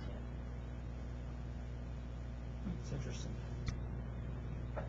And by the way, this was a pattern with the SAT and TAS. I mean, this is Nate and TAS. I mean, this pattern shows up over and over again. And that kind of study that I'm describing just begs to be done, and nobody does it. Everybody complains about possible test score inflation, and nobody goes and does the study that would measure to what extent is there test score inflation versus just curricular differences. So, move on to the next slide. The obvious the obvious question or concern is, well, we just use standardized test scores. What about all the other indicators of college readiness? And since I don't have data on them, I can simply speculate that if we gave them data on other indicators, such as whether or not the student could write a research paper, the kind of research paper that in a good high school they would expect a kid to be able to write by the end of 12th grade, that the numbers would be worse. That's not based on data. That's just my prediction, that the numbers would be worse. And when you look at growth indicators on the state test, you find that the kids that are below the ramp, what we've described as the ramp to college readiness, are not climbing up onto the ramp. They're not growing fast enough to get up onto the ramp, most of them, and that's what the next slides are going to talk about. This is a fairly complicated slide to explain. I brought a laser pointer. Don't know if it works. Maybe the easiest way is to look at the bottom. The bottom categories are the categories shown in the bottom. We divided the kids into bands based on their 5th grade performance on TAKS in 2003, and then we looked at where they were 3 years later, same kids in 8th grade. And the different bars represent the different 5th grade groups of kids, and the colors represent where they were in 8th grade. So if you look at the left bar, that is the group of kids who had met the college readiness benchmark, or the on the ramp to college readiness benchmark that NCA has identified in 5th grade. This is math, in 5th grade math, and 80% of them, more than 80% of them, were still on the ramp in 8th grade. So the best predictor of being college ready on the ramp in 8th grade is being on the ramp in 5th grade. And so, good idea to get them on the ramp early, right? Now, you go all the way over to the right-hand side and look at kids who are well below passing on the TAKS, and almost nobody. Look at the tiny little purple sliver on the bottom. Almost nobody made it up onto the ramp by 8th grade in math after 3 years. In fact, most of the kids were stuck in the bottom 3 bands. As you see, the top 3 segments are the bottom 3 groups. So there are very few people that even made it into the top 3 groups, which put them in striking distance of being college ready. And if you look at this same picture for high school, it looks very similar. So essentially, this tells you that those bottom groups are not being grown rapidly enough, or most of the kids are not being grown rapidly enough to get them up onto the college readiness ramp. And that shouldn't surprise us, because if they were, you'd see the numbers looking better when they get to 11th grade. Have you done that for reading? That's next slide, actually. So same story for reading. Again, college readiness predicts college readiness earlier, or being on the ramp earlier predicts being on the ramp later. Being way below the ramp earlier predicts being way below the ramp later. Now, the important thing about this is what Bill Sanders would call the typical school experience in Texas, meaning this is statewide numbers, which means these are all the kids, which means you're looking at kind of the average experience. That little sliver of kids at the bottom of 4B and 4A might have had it very different from an average experience. And so a lot of what this committee is dealing with, as I understand, is how to give kids much better than average experience, especially if they're not already on the college readiness ramp. So to go on to the next slide, first of all, what things have we tried that are not by themselves giving them an above average experience? And the first thing is just put them in Algebra 2. Let's get everybody to take Algebra 2. Well, if you just sign up everybody, prepared or not, for Algebra 2, and there's no special intervention, it's just the regular Algebra 2 class that was designed for kids that were ready for Algebra 2, and you've got a kid who's radically unready for Algebra 2, you wouldn't necessarily expect the intervention to work by itself. So, and what we find in the Orange Juice paper that I've got online and probably should be in your materials is that we have high percentages of kids who then take Algebra 2 and there's not evidence that they know algebra, and then they get to college and they need remediation in math. And so essentially I use the metaphor of, like, we should have expected this, because suppose we waited till 4 weeks before the marathon. And of course 4 weeks before the marathon you have a scheduled 18-mile training run, because if you can't run 18 miles 4 weeks before the marathon, you're not going to be able to finish the marathon.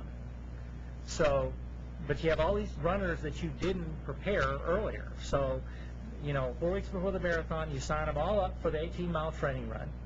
And the unprepared ones, it turns out, can't do 18 miles.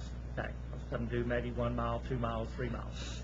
But given the fact that you've signed them up for the course and they worked hard and tried hard and, did their best on the assignment, they get credit on their course transcript for the 18-mile training run by giving them credit for Algebra 2 when they took the course. And so you find all these kids that have credit on their transcript for marathon prep, and yet when they come to run the marathon, they can't do it. And essentially that's our analogy to signing them up for the advanced courses, which is like signing the college prep courses, which is like signing them up for the 18-mile training run. It works if you've prepared them. Moving on to the next slide. So any strategy that's designed to get kids in much larger numbers ready for college, they're all higher intensity, and that's where you get into all the personalization and a lot of attention to the individual kid. They're higher intensity and they involve more learning time than business as usual. So they're not signing them up for the regular algebra class. They might be signing them up for the algebra class and then another class that's going to help them get ready for the algebra class. Starting too late, that's the other big observation. Starting too late is like starting 4 weeks before the marathon. 4 weeks from now, you're going to run a marathon. Okay, we're going to start today training you to run a marathon. It pushes it compresses the timeline so much that the required intensity, it just gets to be not doable for a lot of kids. And so you have a lot of kids that aren't going to make it at that point. Although, you can try with them, and there might be some exceptional kids that start 4 weeks before the marathon and manage to do a marathon. So you don't give up on anybody, but you really should not start that late. So my kind of conclusion was, I was talking about the importance of doing a P12 strategy for getting kids ready for college. That's what you need. You've got kids in 2nd and 3rd grade. If you're not putting them up on the ramp, then you're going to have problems later. You got to come back and do a KIP level of intervention to get them up there if you're starting later. And so rather than having to do that with every single kid, why don't you start earlier and make it a P12 program rather than a 612 program? Well, but this committee deals with 612 funding. So how do you make it be a P12 program? Well, my suggestion is that you, as a condition of a school system receiving a grant, that they have to have a P12 strategy, not just a 612 strategy. And how do you determine that they're serious? And then the big thing is going to be, how do you know that they've got a serious strategy? Because everybody will say, I've got a P12 strategy. Well, and that's, so that's the strategy. Well, let me just tell you, probably most of us, if you went into the district and looked at their, how they set priorities and how they set goals and targets for students and how they measure and what they pay attention to, you could tell pretty quick whether they're serious about being on the college readiness ramp, P12. First of all, if all they're focused on is passing the tax, the answer is no. Not serious. So our organization has a district audit. There are other people that could do the same thing, could go into a district and see if they really are serious about P12, not just 612. How serious are they at getting kids on that ramp early? For example, eligible districts should be prepared to identify what student work in 2nd grade or 3rd grade looks like for a kid that's on the college readiness ramp. So that's the kind of example of the kind of policy that the way you could leverage your 612 money to get everybody thinking P12. And that's my big recommendation. So I have a question. So I have 2 questions, actually.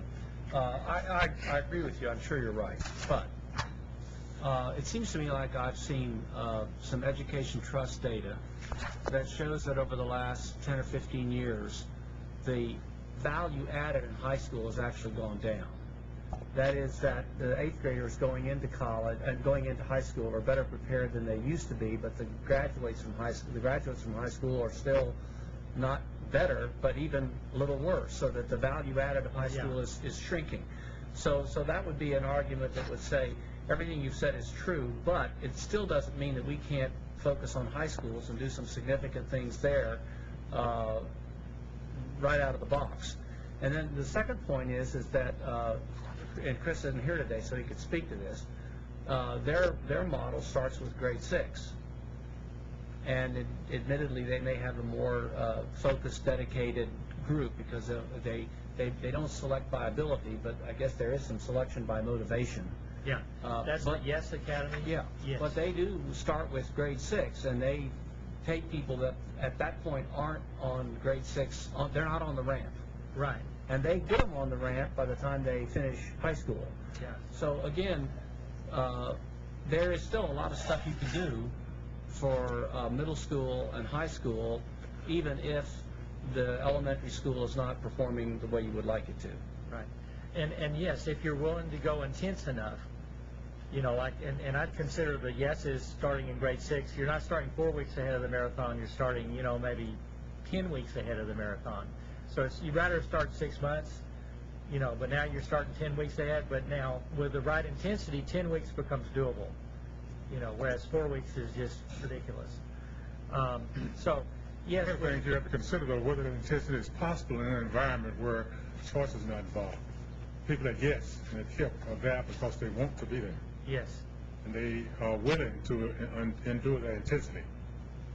Yes, and that's why you would prefer to start earlier, because if you, like you say, the kids might not, or their parents might not agree to, or, you know, put out the effort required to participate in a yes or a tip. Well, what about your point, though, about what about the education trust data about the high school not adding value? Wouldn't that, going back to your marathon analogy, indicate that maybe that last 4 weeks of training is not as good as it could be, even so? Oh, that we do have people that did the 18 miles 4 weeks in advance, but indeed the last 4 weeks they didn't train at all or whatever, and still didn't do too well when they got to running the marathon. Well, Chris, let me put words in your mouth, because I think what was implicit in what you said isn't being articulated. You can do a 6 to 12 intervention and help a lot of kids, but the kids who are not on the ramp, unless you have a P12 strategy, they'll never be on the ramp. Right.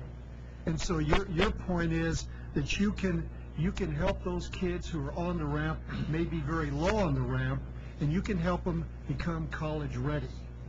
But unless you have a broader, a more intense strategy, the kids that are behind will never catch up.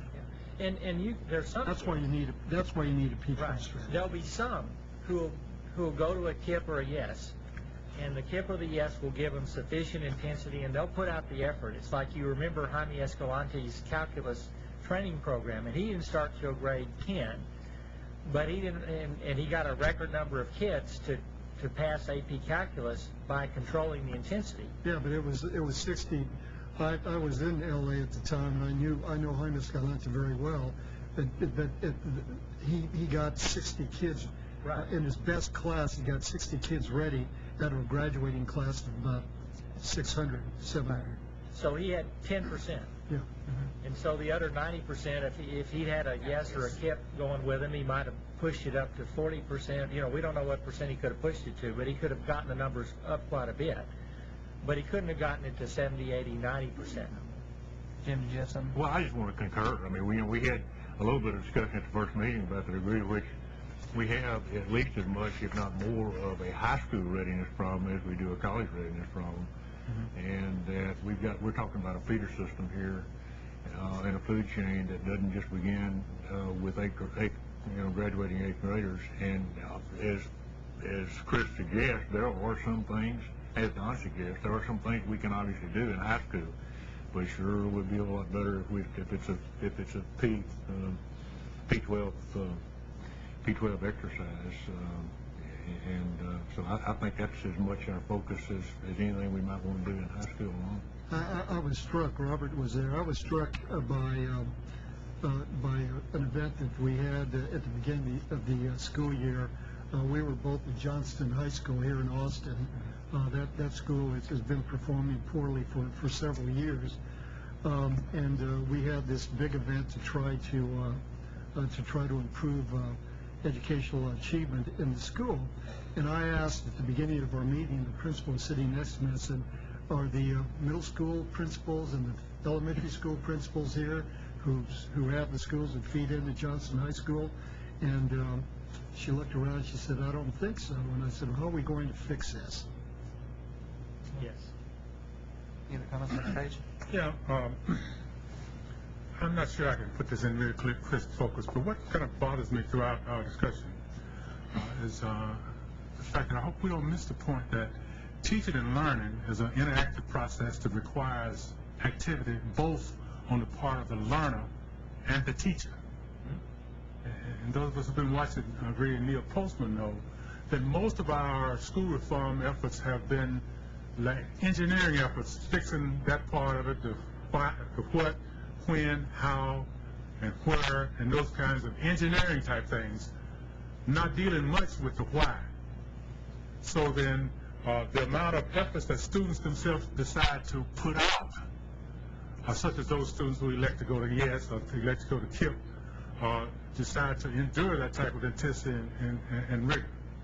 And I think, would be benefited by trying to figure out some way of making the case to students the why of effort and the importance of education, because they, after all, are in charge of the amount of effort that they put out. And unless we solve that puzzle, I'm not sure any amount of engineering is going to make a significant difference. We'll have some spotty difference here and there. But we've got a problem here about students not deciding to invest the amount of rigor and effort into our activities in order to achieve the kind of college readiness that we want to achieve. So I'm just hoping that our efforts will also look to that category of problems as well as the engineering type problems on how to fix these other things. Yeah, and I think a lot of what a YES or a lot of the intense interventions do with all their emphasis on personalization and so forth, they're trying to really focus on motivation because they understand that without a motivated kid, you get nowhere. I think also one of the reasons why it's so hard to catch kids up later is selling a teenager, who, basically, trust me, I'll explain the why to you. I know as an adult that down the road all of this knowledge will be valuable to you, is much harder than kids who basically, when they're in elementary school, you just put a college, banner up on the wall and tell them they're going to college and they'll take your word for it. They're more, A little more gullible. Yeah. No. But because of the difference in our society now and the way the family structure is fixed, it won't work like that anymore. Years and moons ago when I was a kid, people ask me now when I make speeches sometimes, why did I decide to go to college? And my answer is simple, it's because I enjoyed breathing. Yeah. Not going to college would have meant instant death in my family. So if that type of motivation is not there in the family, and in many cases it is not, that burden falls where? On the schools, on the teachers? I mean, who helps students develop that need and motivation and interest in going to college? If I could, real briefly, just maybe lay out another way to say what you're saying, maybe just a different idea, and that's something the committee can consider as we go through the year with the legislature in mind. You say as a condition of receiving a 6 through 12 college readiness grant, they should have a P-12 strategy. Maybe what we need to think about is, shouldn't everybody have a P-12 strategy? And when you apply for any discretionary grant program, you have to say how that discretionary grant program relates to your P-12 strategy and any shortcomings you're having in it, and how will that help you? How will those resources help you? And I think about our funding systems. You've got the Student Success Initiative that goes up through 8th grade, and the high school allotment that can go down to 6th grade. And if you're receiving those funding streams, how are you utilizing those to get kids on the ramp? So maybe we need to think about it not just in terms of here's what you tell us to get this money, but where in your overall P-12 strategy would you use these discretionary grants to shore up any gaps? Does that make sense? Yeah, that's an even better idea than I had. I wish I'd said that. Write that down and say we both recommend it. I think that's an incredibly good way of thinking. I agree. Any other questions? I just don't know what to do with Dr. Page's suggestion. I agree with him, but I don't know what to do about that. Well, I don't know what to do with it either, but that's certainly a problem that we have to solve. We've got to deal with the why. I think They get it. Yeah. I think your point is, Rod, that we can't disaggregate what happens in the schools from what happens in the families. That you can't have a strategy for high school success that doesn't involve making sure parents understand the stakes involved. Yes, and I think, you think about KIPP and YES as being interventions. Well, there's the Harlem Children's Empowerment Zone. I mean, there are these broad spectrum interventions that try to get a whole community to say, we as a community believe all kids should. And this is just a kind of in the air and the water that in our this community believes that everybody should. I think that's, again, that's an imperfect, it doesn't substitute for, for the parent, but maybe it will influence the parent. Any other comments? I don't think that we can afford to maybe influence the parent. I think we have to have the parent as a partner. They have to become a stakeholder. If those parents aren't stakeholders, as Dr. Page described, then those kids aren't going to have the aspirations, the values, the whatever, to get them into college and have them stay there. Yes, and as a P12, just to add to that, as a P12 strategy, well, I wouldn't even call it P, I'd call it, when the kids, parents getting out of the hospital, there's some, efforts, just like they give you the little packet of diapers and stuff, there's some effort to... College plan. Yeah.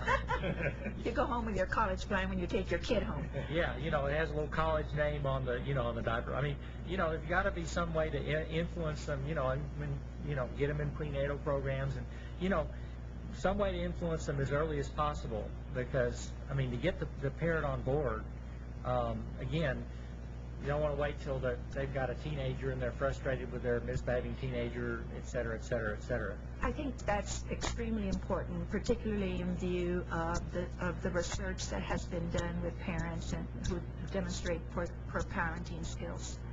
And unfortunately, children do not come with a book. No. So, and we're getting worse and worse at parenting. And certainly parents are looking for the system to take over or for the system to assist them in educating their kids. I think that's the wrong approach. But very good observations. Chris, I think you're getting off too easily here. No difficult questions. Can you give us any suggestions or your ideas on evaluating programs?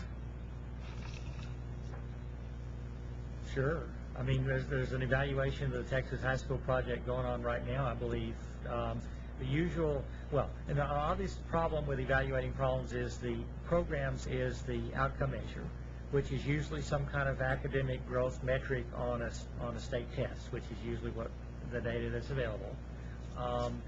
The problem you always have is the programs aren't random assigned, don't have random assigned kids, so you're usually struggling to find a good comparison group of kids, schools, et cetera, that didn't get the program, or you're doing some kind of regression analysis that says, essentially makes the comparison group the whole state and says, these variables, we control for these variables, and so we're predicting, based on this model, how kids would have grown statewide, and your kids grew more than predicted. I mean, that's the generic answer to that question. Now, that begs so many details on how to actually do an evaluation design, plus the whole implementation thing. Evaluation is always trying to figure out, well, did they actually implement anything? Or what did they implement? So, and that's the other hard part of an evaluation. So that's a very generic answer to your question. I don't know if it's specific enough for you, but that's kind of the way it's done. Yes. On your college readiness data, you disaggregated the data by ethnicity. Yes. But noticeably absent from that disaggregation was one by SES. Yes. Any particular reason for that? We had that for Texas. ACT data, actually we could have done it for Texas, so I could get that for you. Normally ACT national data doesn't have it because the kids take the ACT and they don't fill out their free and reduced lunch status. But we could have done that for Texas, so you're right. Well, I could get that for you.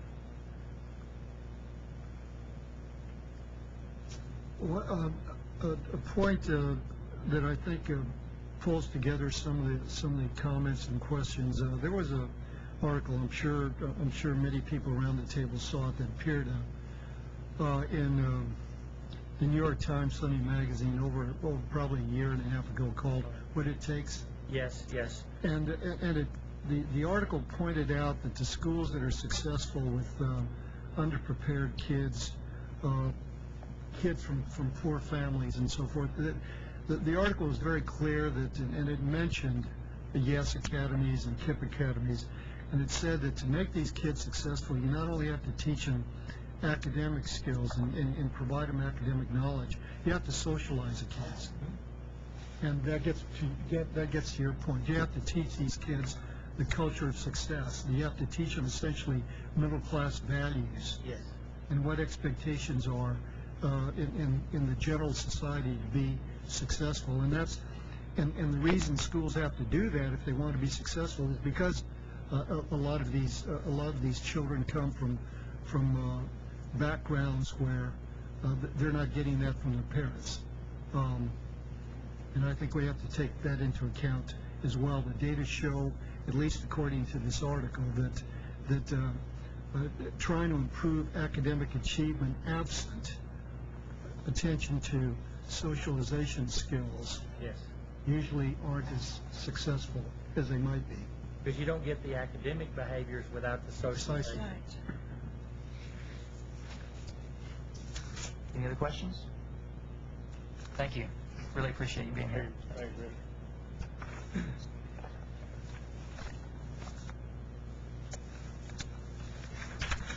Thank you. I really appreciate this. Yeah. I prefer to consult you before I make It was just a different way of looking at it. Thank you.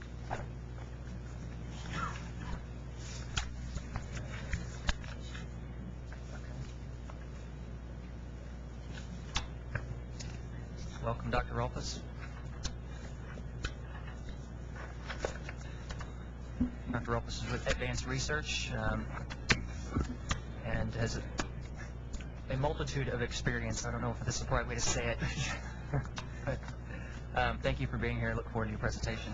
All of those experiences are very good.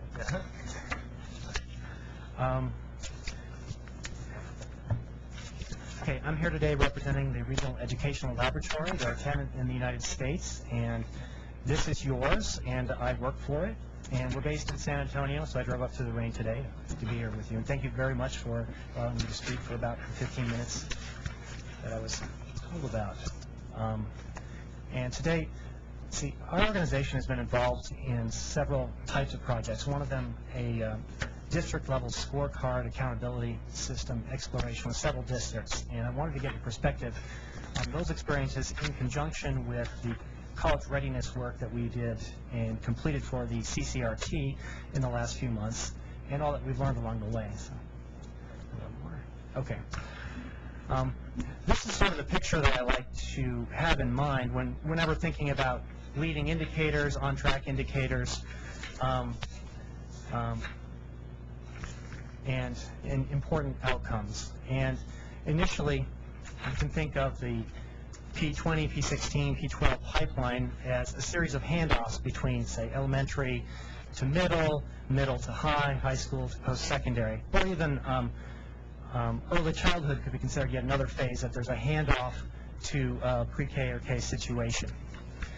And when you start looking at the variables that people identify as being important things to pay attention to in terms of accountability or indicators of risk for graduation or remediation in college, you see effects like this where, for example, 6th grade engagement or attendance has been identified as a risk factor for, say, 9th grade retention or a dropout. Or 9th grade retention rate is a risk factor for dropout. And an important outcome that we pay attention to is, for example, could be percent meeting ACT benchmarks during assessment for seeing how our college readiness trajectories are going. And of course, college remediation rates are very important. And if you look at where most of the indicators that we pay attention to appear, it's at these handoff points. And that's typically where you suddenly see problems appear. Well, of course, those problems don't just appear out of nowhere. They're happening all along in a more continuous fashion. But when you change a phase from middle school environment to a high school environment, suddenly it's very apparent that students have not been prepared for the level of rigor and the environment, the social environment, the social skills, the study skills that are required. And so we next please. Okay, next. Okay, we have two terms we use, leading and lagging indicators, and that we make distinctions between lagging indicators are typically ones that appear on accountability systems like for states, graduation rates, dropout rates, and so on. Knowing percent dropout rate doesn't necessarily give you a lot of control over it because it doesn't tell you early enough what you might do about that and at an early enough place to intervene. And so we like to think more about what leading indicators can we get a handle on, so that one might then look for interventions and so on that will address those, in effect, the lagging indicators. So leading indicators tend to be things that are more fluid, more malleable, more amenable to interventions. Next, please. Okay, so let's go on to college readiness. I was asked today to give kind of a very broad overview of college readiness metrics and also dropouts. So this will be a very 10,000-foot level, and if you need more detail, I'll certainly get that for you at a future date if this was not what you needed. Okay. When you think about K-12 system handing off to post-secondary, what are you handing off to? I mean, what is the criterion? And these are the definitions that most have used either in research or in reality. Chris Barbeck uses acceptance to a 4-year program. You need to have acceptance to a 4-year program to graduate from his high school. So that's one definition of a successful handoff to post-secondary. Avoid remediation in college is probably the most common one. Because that's the most salient indicator at the college level that there was a problem. So we just want to avoid that most salient indicator. Now ACT uses an outcome, regular credit-bearing first-year course within whatever domain, and that's considered, success. ACT benchmarks are established with that outcome in mind. And somebody like Edelman, who does longitudinal research in the Department of Education, completion of a bachelor's degree within 6 years. And so that's another outcome. And so depending on how we define the successful handoff from K through 12 to post-secondary, really can affect the metrics that we're interested in using. And people have used all of those. So next, please. Okay. So a lot of college readiness indicators that are very common, metrics that you might use to say, oh, look, my K through 12 pipeline is producing a large proportion of students that are ready for college are listed there, and none of those are unfamiliar. So percent completing the recommended or core curriculum, grades, of course, percent completing Algebra 2, that's a big indicator in Edelman's work, percent passing AP examinations or tests as an indicator of rigor, and so on. And so that's just a broad spectrum. And ACT and SAT benchmarks for college readiness. Okay. Now, one of those things that was probably the most important and did not appear on that list was academic intensity and rigor. And this is one of the college readiness indicators that is most difficult to measure, because if you measure it simply by courses completed, you often miss the boat. If you measure it by test scores, tests are not typically constructed to measure the level of depth of understanding, conceptual rigor, and so on. A multiple choice does not capture the ability to reason in writing over a 20 or 30-page essay, for example. So, now, if you look at this is from Edelman's work. The percent of this is 1992 12th graders. Only about 10% of students at that time were completing calculus.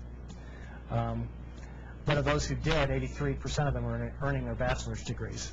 And if you go down the hierarchy, you see that the level of rigor in mathematics really probably determines the final completion of a bachelor's degree. Next. Another way to look at intensity or rigor, and this is from ACT from 2004, Crisis in the Core. And these are mean ACT scores resulting from a pattern of course completion in mathematics. And you see the more courses you take in mathematics, the higher your ACT score, and the more likely you are to be at that benchmark level ACT claims is necessary. Okay, so that's one very data-based approach in identifying these metrics for college readiness. Then there's the standards approach, which we spent a lot of time with on the Commission for College Ready Texas last year. And of course, we'll be hearing about the Texas College Readiness Standards today. Now, there are 4 nationally recognized set of college readiness standards, and they're listed there. And they come from somewhat different perspectives. They generally do agree on the content statements that are required for successful handoff from K-12 to post-secondary, but they differ in several important ways. For example, Achieve incorporates information from the business community a lot more than any of the others does.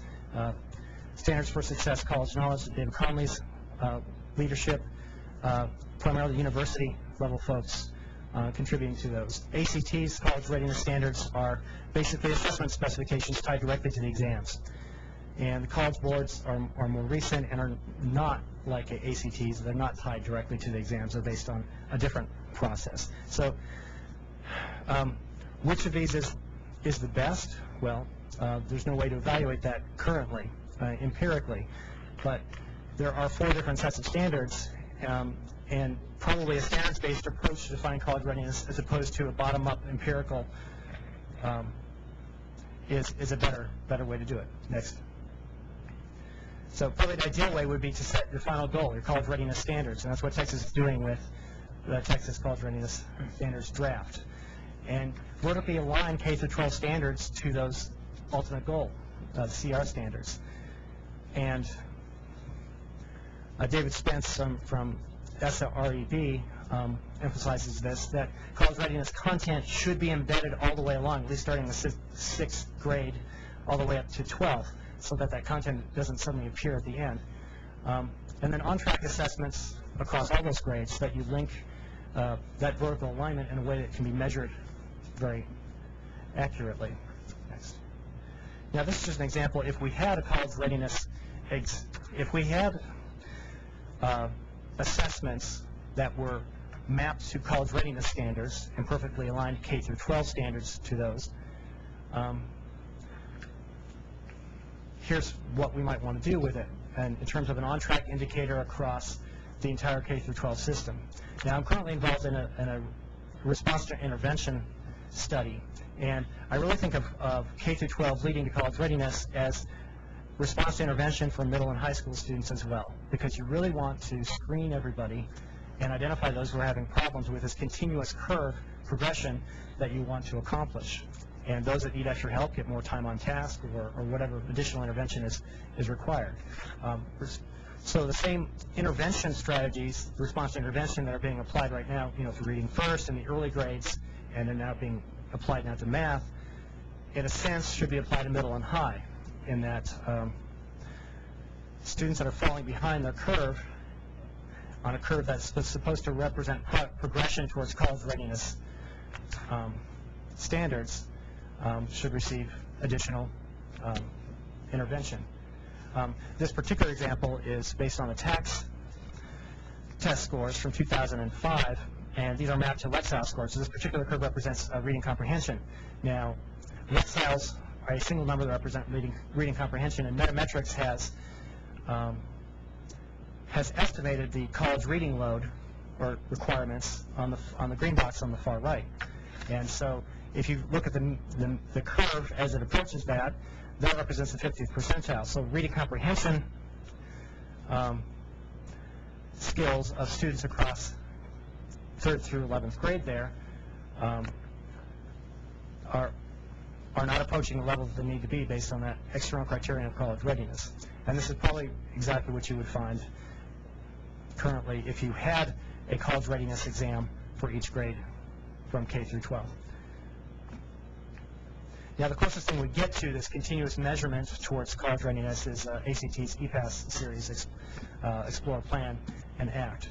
Now, I wouldn't say that is the perfect solution, because ACT standards are certainly not Texas's standards, and they're not as comprehensive as any particular state standards.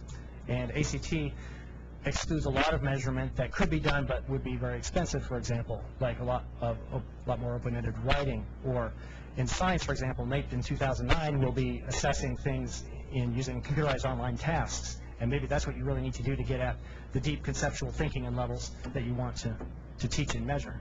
And that's not what's happening in a multiple choice situation like this. So, next. And that's just irrelevant. Okay.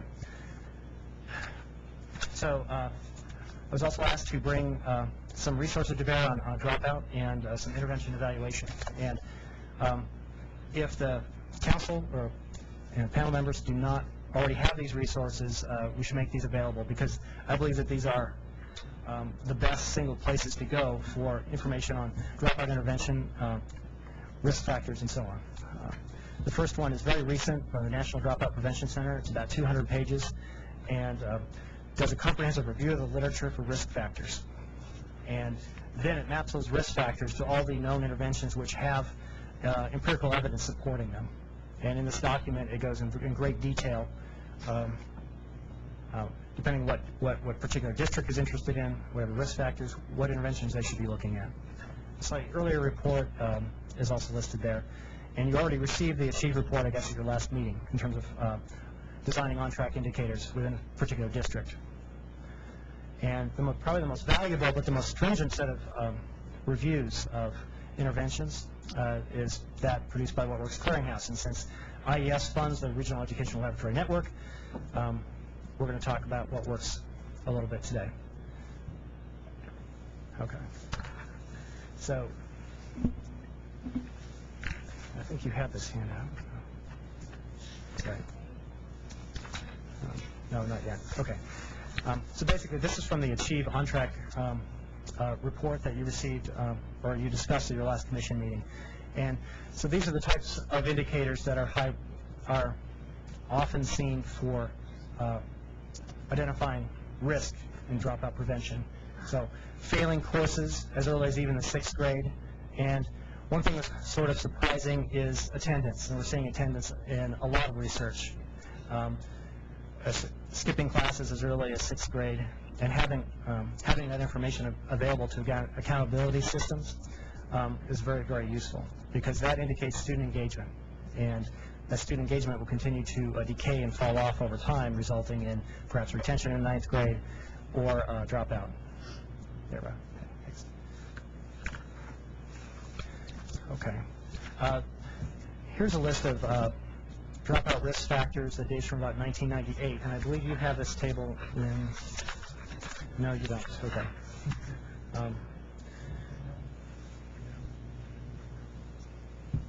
Now, one thing the Achieve paper that you reviewed last time made clear was that particular risk factors for any particular,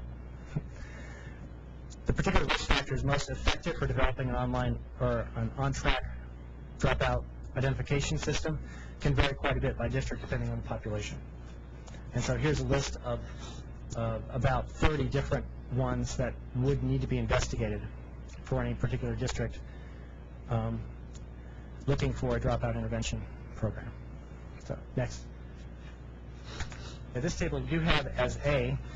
This is from the 2007 technical report. This is only part of it. Again, listing the significant risk factors by school level, elementary, middle, and high. And again, to facilitate districts in identifying what elements or variables they want to investigate in order to identify potential interventions.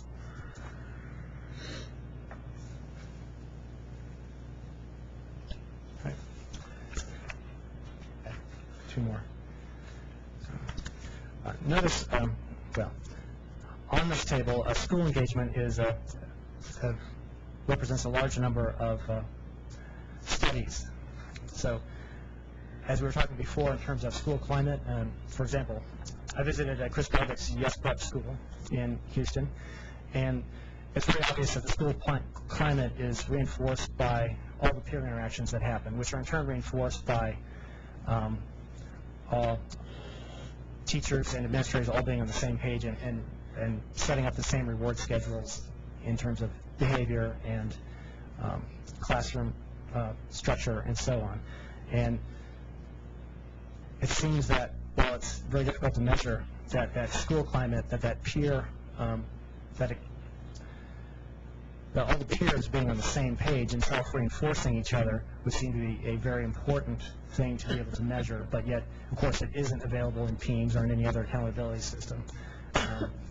And it would, for a district to come up with a way to capture that annually and use it as part of a school reformer intervention would be very powerful.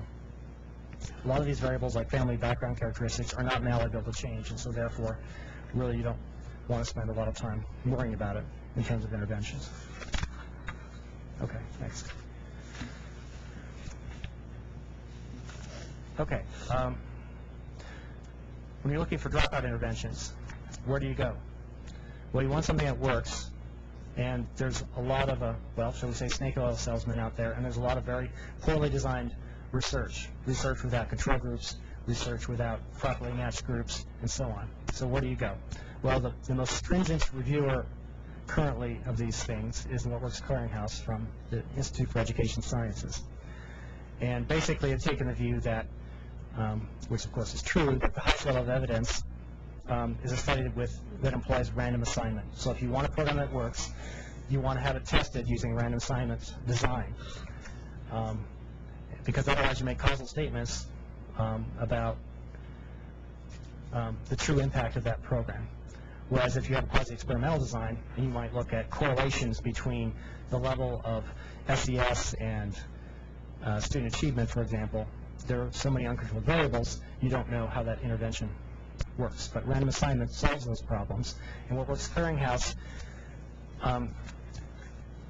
reviews all the studies relevant for a particular intervention and discards those that are not very well designed, either random assignment studies, they will include regression discontinuity studies, and occasionally very well matched quasi-experimental studies. So next one. So for dropout interventions, this is it. For the last 20 or 30 years, these are the ones that they have identified as having rigorous evidence one way or another that the studies that have evaluated these programs have been designed in such a way that you can make causal statements about that program. And it's not very many. And if you look at a list of intervention programs available, it could run into the hundreds. If you Google those, you would come up with far, far more than these 11. Now, these are very stringent criteria. However, it really does go to show how far we still need to go in terms of evaluation of programs that any particular district or state might employ. This is really pitiful. Now, some of these programs work pretty well, but they're only supported by maybe one randomized controlled study randomizing 200 students in Cleveland, for example. So even if someone were to adopt one of these programs based on the evidence that's here, one would still want to embed evaluation within any implementation of that program, because there's just not enough evidence out there in the field, in my mind, to support generalizability of these, nationwide. So, next, please. And there are still five programs with a lot of evidence where none of the supporting studies employed random assignment anyway. So, next. Okay. For the studies that did have evidence, What Works Clearinghouse divided the effects into three types. Staying in school, average improvement. So this is whether students dropped out and the number of days enrolled. Clearly there were a couple of programs on the far left that appeared to have quite nice effects there, and that's in terms of percentile points. So number of days enrolled, there was a 25% improvement in that for that program. For Check and Connect. Check and Connect, however, may only be supported here by one or two studies in a couple of locations. They may be very well designed studies, random assignment and everything, but again, maybe lacking large-scale generalizability. So, next one. Another type of variable, progressing in school, number of credits earned, highest grade completed, whether promoted to next grade. Again, Check and Connect in this case appears to come off rather well. But only about 4 programs here really show a positive effect. The rest, while the studies to evaluate them were designed well showed essentially no effect for several of these. And again, next. You're showing a negative effect too, right? If you could flip back, please. One more. Yeah, and in this case, not sure if it is significant, but it appears to be a negative effect for Project GRAD and 12 together.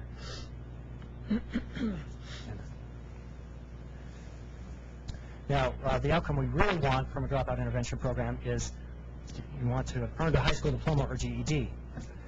And there's only one program in this bunch, and these represent the only ones that have very well-designed evaluations that show a positive effect in the talent search. So when you take the most stringent view of evidence supporting a program you might want to adopt, there's not a lot available for one to choose. Now, other reviews of programs, and I include this in the list of the references earlier on the other slide, are less stringent in the studies they include for evaluation. So they would include more quasi-experimental correlational studies. So at least if you have a lot of those and they're reasonably well designed, at least you can make a little stronger assumption about there's convergent validity across several studies that don't have random assignment. But when you really, when the rubber hits the road with random assignment, it's a tough road to hoe. And so next. Now, part of what Works does is they also do so they have an evaluation report for each program, and they go in detail about what are the elements of the program that are unique to it. And most of these programs are complex and employ several components. For example, a longer school day, peer counseling, et cetera, et cetera, et cetera. So some of these, even though it's one program, may employ 3, 4, 5, 6, 7, 8 different little interventions as part of that whole package. Next. Okay. So we really want to be in a place where we're using research-based leading indicators. And whether it's large-scale longitudinal studies nationwide, like Department of Education, or whether it's a district-wide data analysis where you identify the risk factors to pay the most attention to when designing some sort of prediction system.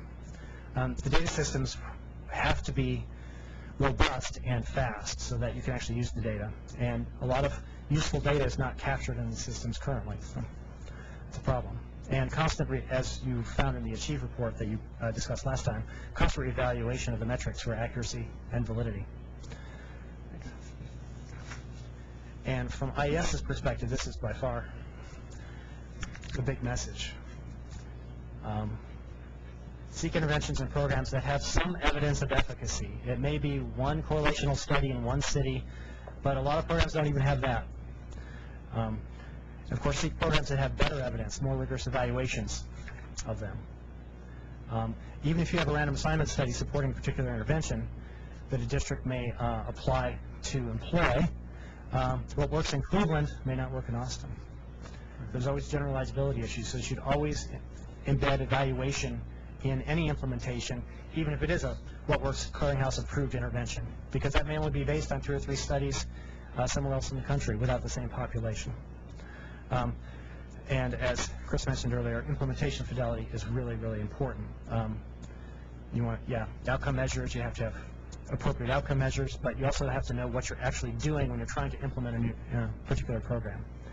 And IES and other research collaborations have developed sets of guidelines for people, organizations trying to identify programs that are better than others, or trying to set up evaluations, and those are pretty accessible to the layperson, well, at least the professional layperson, and should seek those out and engage them. So if this council is going to be engaged in defining what activities people approving money for evaluations or programs should take a look at those guidelines from the Department of Education, IES. Yeah. Are you familiar with the work of Pedro Noguera? No. Pedro was a professor of education at Berkeley for a while, and from there he went to Harvard, and I'm trying to remember. He's in New York. I can't remember if it's NYU or Columbia, but he's in New York. And he looks at in his work he looks at intervention programs to prevent dropouts or reduce the number of dropouts. And he makes he makes an argument which I find very compelling. He said he says that the real solution to mitigating dropouts is not to focus on dropouts per se, but to rather focus on creating a curriculum, an academic environment in which children have aspirations and hopes. The best way to lower dropout rates is to give children hopes for the future. One of the lines in one of his books is that children with aspirations behave differently from children without aspirations. And he points out that, for example, young girls who plan to go to college have much lower rates of teenage pregnancy than girls who have never thought about going to college. And he points out that a college readiness curriculum or college readiness commitment, which we're trying to do in some schools and districts in Texas, is the most effective way to prevent dropouts. And that emphasis works more effectively than trying to deal with dropout rates when they begin to occur at large rates in a given environment, a school, a district, a state. I would agree that's a better strategy, carrot over the stick. Usually when a dropout program is engaged, students have already failed, and so now they're just avoiding failing some more. And we look at yes prep schools, for example. So should the focus be, if we focused on college readiness and high academic aspirations, the dropout issue would, to a large extent, be solved? I don't know if it would be solved, but it would be greatly reduced. When the expectation, particularly among peers and in the entire school environment, is that there's no, for example, I went to college because there's never any question in my mind. It was just what you did. Both my parents did. I never questioned it. And so maybe if I had questioned it, maybe, I don't know, I'd be fixing cars or something, but You'd have the same experience if Rod did, you'd be dead. I'd be dead. But when it's an automatic expectation, you find a way to live up to it a lot more easily than when it's, oh, well, that's just for those people, or that's just for the top 30%. And that's as a society and in terms of school systems, we just need to set, this is the expectation. You may not decide to go to college, but if you did decide to go to college, you could, because you have the skills that you picked up all the way along. Not something you picked up patched together in a remedial course somewhere. That's true. We find that when we do analysis of setting standards for the tax test, psychometricians will tell you that the mere act of setting the standard will cause systemic change. So you're right. Just setting the expectation, setting the standard out there will drive some change in performance. I have a personal experience with this kind of strategy. When I was at UCLA, I was given the assignment of closing the gap between the graduation rates for poor students, African American students, Latino students on one hand, and Asian American and Anglo students on the other. There was a significant gap. These are very high achieving students. You have to be in the top 12.5% of your high school graduating class just to be eligible for the University of California.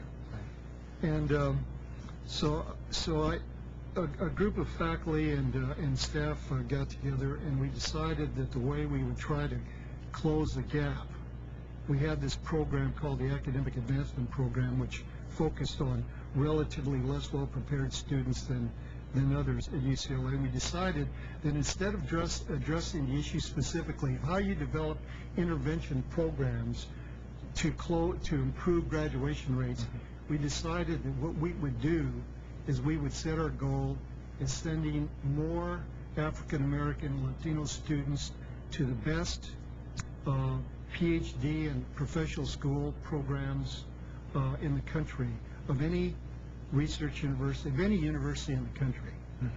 And instead of talking about improving graduation rates, we said, okay, what does it take for you to get a PhD in English at Harvard?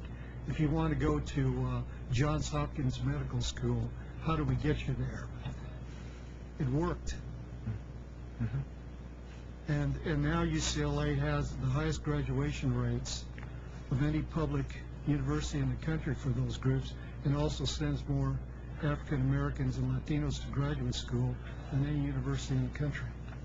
And we never once looked at actually addressing the issue of closing the graduation gap. When you set the expectation, I believe, and when you give the experience that allows that to be successful, for example, at Chris Barbec's schools, by the time they graduate, they've visited 15, 20, 25 college campuses. They've seen the breadth and depth of what's out there, and that exposure takes away the fear. And you have the expectation and the knowledge, and you have success. Any other questions, members? Thank you very much. Good, thanks. Very good. Now we have some TEA staff who are going to go over the evaluation components. Ellen Montgomery, Director of the Division of Evaluation Analysis, and Megan Perry, who's a Program Manager for the Texas High School Project, are here. And I think they're going to be joined by another person, as far as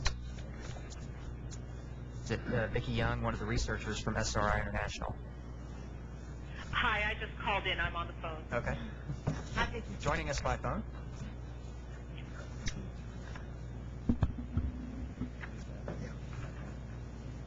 And I think that there was a handout that came late, which I don't know if it was passed. Okay, which I can show that.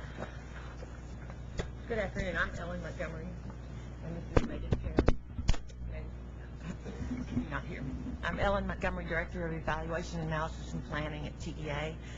My division contains the unit that is dedicated to the evaluation of THSP, and Megan Perry is the lead of that unit, and she'll be presenting to you the information today about the evaluation. Thanks. Good afternoon. So we've been hearing a lot, and I missed this morning, but this afternoon anyway, about evaluation and dropout prevention and sort of what good research looks like. And so what we wanted to talk to you today about was to just give you a sense of what the evaluation of the Texas High School Project looks like.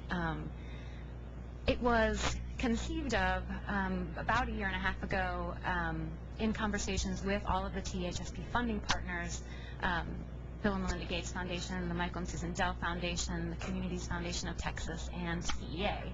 And in their work that's been going on now for several years to sort of coordinate priorities in terms of funding grant programs, carrying that idea and that spirit along to the idea of evaluation, it moved into a conversation about how do we evaluate all of these programs together to get a comprehensive picture of what's going on in the projects that we are funding with the same intents.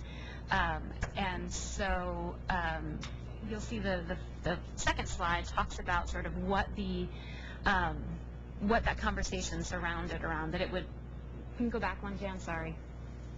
That the idea was to figure out how we could track grant progress using data to do that, and also use that data to improve programs, not only sort of using the evaluation as a summative end of evaluation, sort of it worked or it didn't work, but using it for formative purposes along the way to make corrections and improve programs. But also to get that the summative measures as well about overall effectiveness, and then to use that data to facilitate learning and accountability. And the next slide highlights the specific goals and objectives of the evaluation that basically are more a different version of the purpose and needs, which I just went over, so I'll leave that. Jen, can you go to the next slide? So the evaluation was conceived of as a 7-year longitudinal study. It's currently funded for 4 years. So through July of 2011 is the current evaluation contract. there are about 100 Texas High School Project schools that are included in what we sort of call the intensive evaluation activities, and we'll get into a little bit more of what some of those are. Each of those will have a comparison school. And another component of this evaluation is also the development of a data management system. And that will include not only the Texas High School Project funded schools, but also other Gates funded schools in Texas that are not part of the high school project. So there'll be about 300 schools in the system as a whole. About 50 districts, about 70 different networks, models of high school reform are included in this study. The audience is mixed. There's sort of the internal purpose, as I talked about, for formative, using the data for formative purposes. So the program of officers and staff at each of the funders. Also to grantees as well, that the data will feed back and cycle into the grantees specifically and their work in implementation of the programs. And then the broader external audience, which includes the public generally, legislators, and bodies like this one, as well as other practitioners in education. In order to select the evaluation, even though it has this collaborative structure, is managed by TEA, and so in the selection of the vendor underwent the agency's competitive bid process, and in that was selected SRI International, which is a national nonprofit based in California that has done similar work before, and they have a series of 4 Texas-based subcontractors who will assist in various aspects of the work, as you see sort of on a general level outlined next to their names. The study itself and the major questions that it's attempting to answer are outlined on the next slide, and these come from a theory of change that was developed around the Texas High School Project as a whole. And that's actually, the theory of change itself is a diagram that's one of the last pages of your handout there. Looks like this one. Just for your reference, to give you a sense of where these questions come from. But the main focus of the questions are about understanding outcomes for students and how those the outcomes for students in THSP schools differ from those not in non-THSP schools, using well-matched comparisons, and why, trying to answer the question of why there's a difference in outcomes. So looking at the different design models and seeing if there are differences in implementation based on those models, and also looking at the level of implementation of those models. So within a model, is there variation among student performance? The second question about implementation is again at that fidelity level, and the level of fidelity with which schools implement the different models that they undertake. Another aspect of the program is not, and we'll get to some of the more details about the different levels, but looking at capacity building efforts. Some of the programs that are funded are teacher professional development, principal development programs, and so looking at those efforts. And then the last sort of big area is looking at policy and the extent to which state policy facilitates, supports, or hinders the implementation of the programs, and understanding the role that policy has, but also the role that all of the different funders have in supporting high school reform. So this THSP partnership, what effect has that had in and of itself? The next slide gives an overview of the 6 major strands of study strands that are part of this evaluation. The biggest and most prominent being the study of high school reform initiatives. That's sort of the longest and most comprehensive and biggest piece of this. Some of these other studies are shorter in duration. It's the high school redesign reform initiative that's slated to last the entire 7 years. A piece of this is a district reform initiative. The Gates Foundation funded high school redesign in Austin ISD, and so this district redesign initiative is specifically a study of those efforts to see what impact the impact of whole district reform. Another sort of lens to look at the high school reform is the networks specifically. The next slide will talk about what programs are included in the evaluation, but there's the T-STEM initiative is considered a network. Early college high school is considered a network. The Communities Foundation has funded a series of charter schools like Yes Prep and Idea Academy, and those are also considered networks. And so looking at those, the way that those networks have supported and their schools in implementing their reform efforts. The other supports for high school reform looks at the sort of professional development type programs that I mentioned. There's a principal certification program, UTeach. Texas Teaching Fellows are among those. The state context, again, the policy angle, and then this sort of a self-study of looking at the management and coordination efforts that the Texas High School Project Strategic Alliance provides to the program. This slide gives you a sense of all of the different programs that are included in this. As I mentioned, T-STEM, early college, high school. There are essentially companion programs on the TEA side and on the Communities Foundation of Texas side. The exception is that the early college high schools that are supported by the Communities Foundation of Texas are included in the Gates national study of early college high schools, so they are not included in our evaluation in order to try to minimize the burden of data collection and participation of those schools. The new schools, charter schools listing under Communities Foundation of Texas is those charter school networks that I mentioned: Idea Academy, Yes Prep, Uplift, KIP, and Asia Society.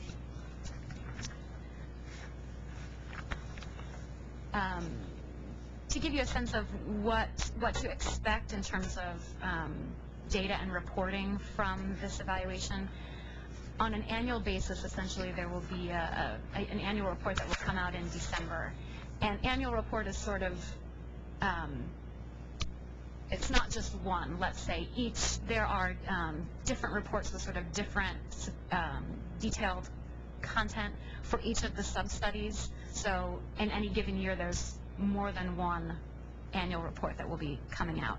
And then throughout the year, and this is one of the things that's still under development, is the development of conferences and convenings and things to share the results that are learned over the previous year.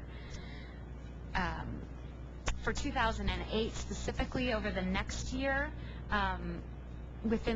before the end of March, we'll have the first study that will come out of the high school reform initiatives strand that will look at sort of baseline data for student and teacher characteristics, performance, and begin to look at interim outcomes for schools that opened or begun their redesign process in 2006, 2007.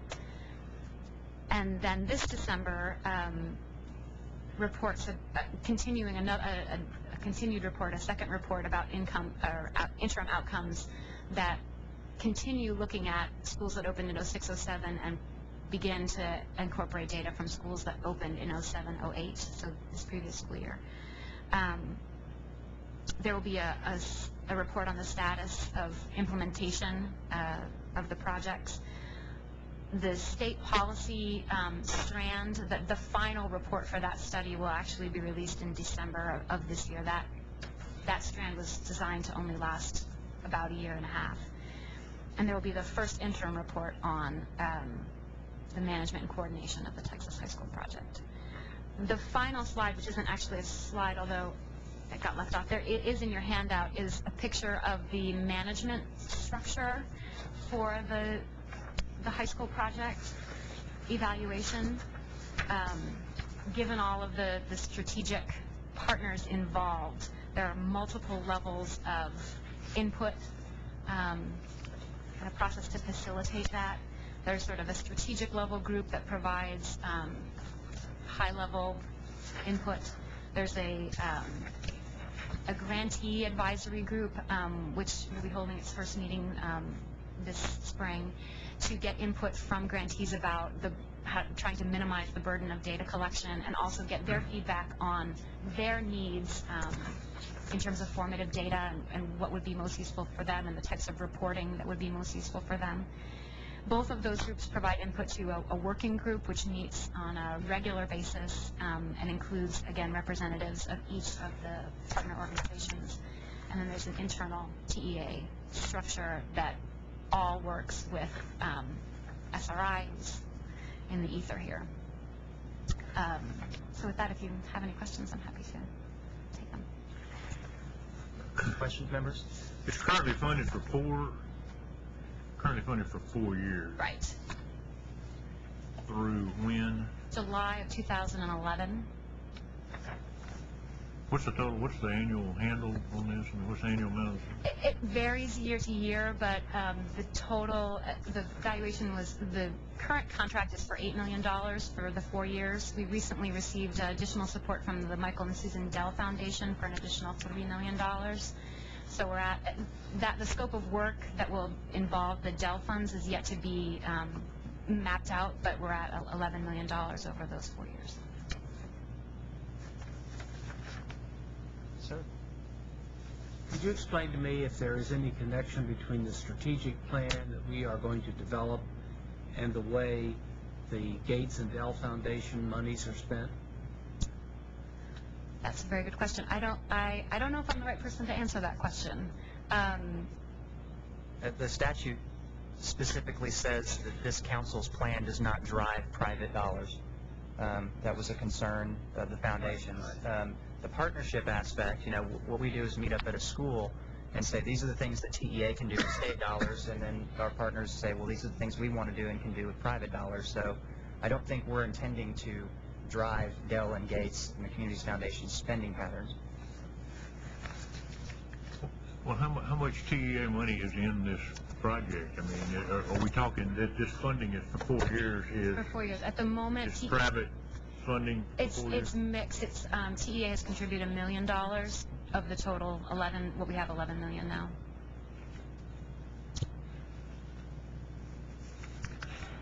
Anybody else? Well, it strikes me that the word drive may not be the right word, but there has to be some alignment. Well, there's only as much collaboration. There's got to be some alignment. Well, there's only as much alignment as the foundations decide they want. I mean, they're independent entities, and they So can. we set our strategy, and then we say align with us if you choose. Oh, and if they choose, they're free to do what they want to do. Okay, well, let me ask you a question differently. Aside from the public funding out of pocket, I mean, how much we got staff preoccupation that would be considerable, I would think. I mean, For the evaluation or for the overall project? for all of it. Oh, yeah. Yeah. So I mean, that's not what we're talking about. The $1 million doesn't include that. Oh, absolutely not. You're right. So we do have considerable Right, but resource commitment and preoccupation commitment, which it seems to me fits into the prioritizing of projects as far as this council is concerned. I mean, as far as the government spending goes, absolutely, this council. But the private, we don't get into. And staff preoccupation, in other words, Sure. in terms of prioritizing time. Well, the foundations will align, if you have foundations are concerned with outcomes. If we can demonstrate that we can make recommendations that will enable their projects to achieve better outcomes, they would certainly be interested in aligning with us. I think they would certainly be interested in hearing anything we had to offer. What I'm simply saying is that we respect their autonomy. Sure. And just this evaluation, the evaluation for them, for example, the Communities Foundation of Texas programs that are sort of, that is the Gates intermediary, this is the only evaluation of their programs. So while TEA has had, and Gates has done other evaluation work of related projects, for example, the high school restructuring and redesign grant, cycle 3 is included in this evaluation, but previous cycles have been evaluated by other organizations. So as I was saying, for CFT, this is the only evaluation of their programs. So their interest in this work is significant, and their commitment is significant. I really didn't understand its chart, so could you articulate the theory of change? Sure, I can attempt to do that. It is a complex picture, for sure. I think it's the best way to start, rather than sort of left to right, is kind of in the middle of the page, and that there are attributes of high schools that that we're sort of hypothesizing are what make a difference, and that the programs that are included in the Texas High School Project attempt to do or to affect things like structure, human capital, classroom attributes, looking at this, the sort of the Gates 3 R's that we're all very familiar with. There's aspects of the organization of a school. And so that's sort of where the high school reform is happening. That happens within a district context, and while the TEA grants don't necessarily attempt to really influence at the district level, there are some of the private projects do.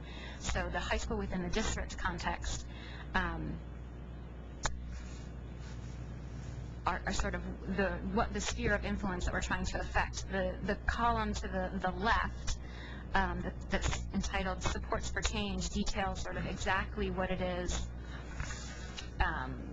the Texas High School Project grantees are attempting to do. And so those affect this classroom environment. There's also the management and coordination provided externally further to the left to influence classrooms. All of that happens within the state policy context, which is the bar across the top, attempting to influence on the right side. Well, actually, I should say before we get to the sort of the outcomes, is in the context of what students bring, the student characteristics box there that are sort of, as we talked about, what they are.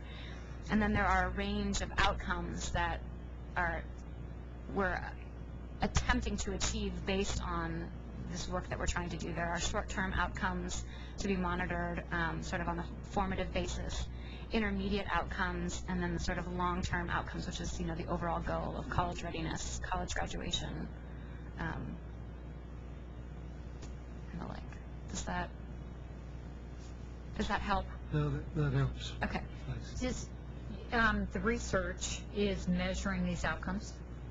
Right, yes. The outcomes that are listed on the side there are the primary outcomes that are involved in all of the aim of all sort of data collection activities. And so will your research, you have controls, yes? Right.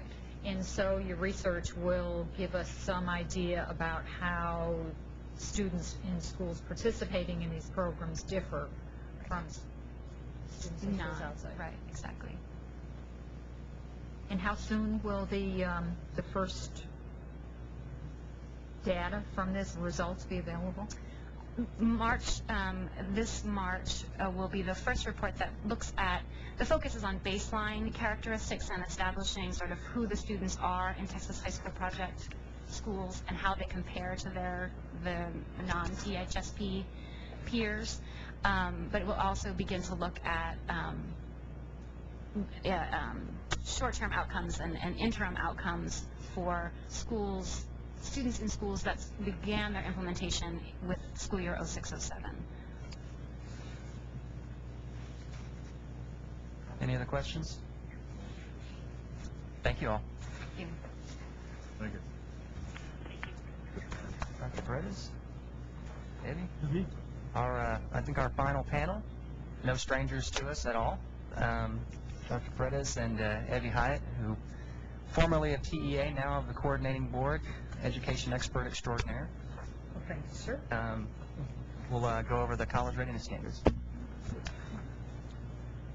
So you all are getting copies now of the standards that were adopted yesterday by the Texas Higher Education Coordinating Board.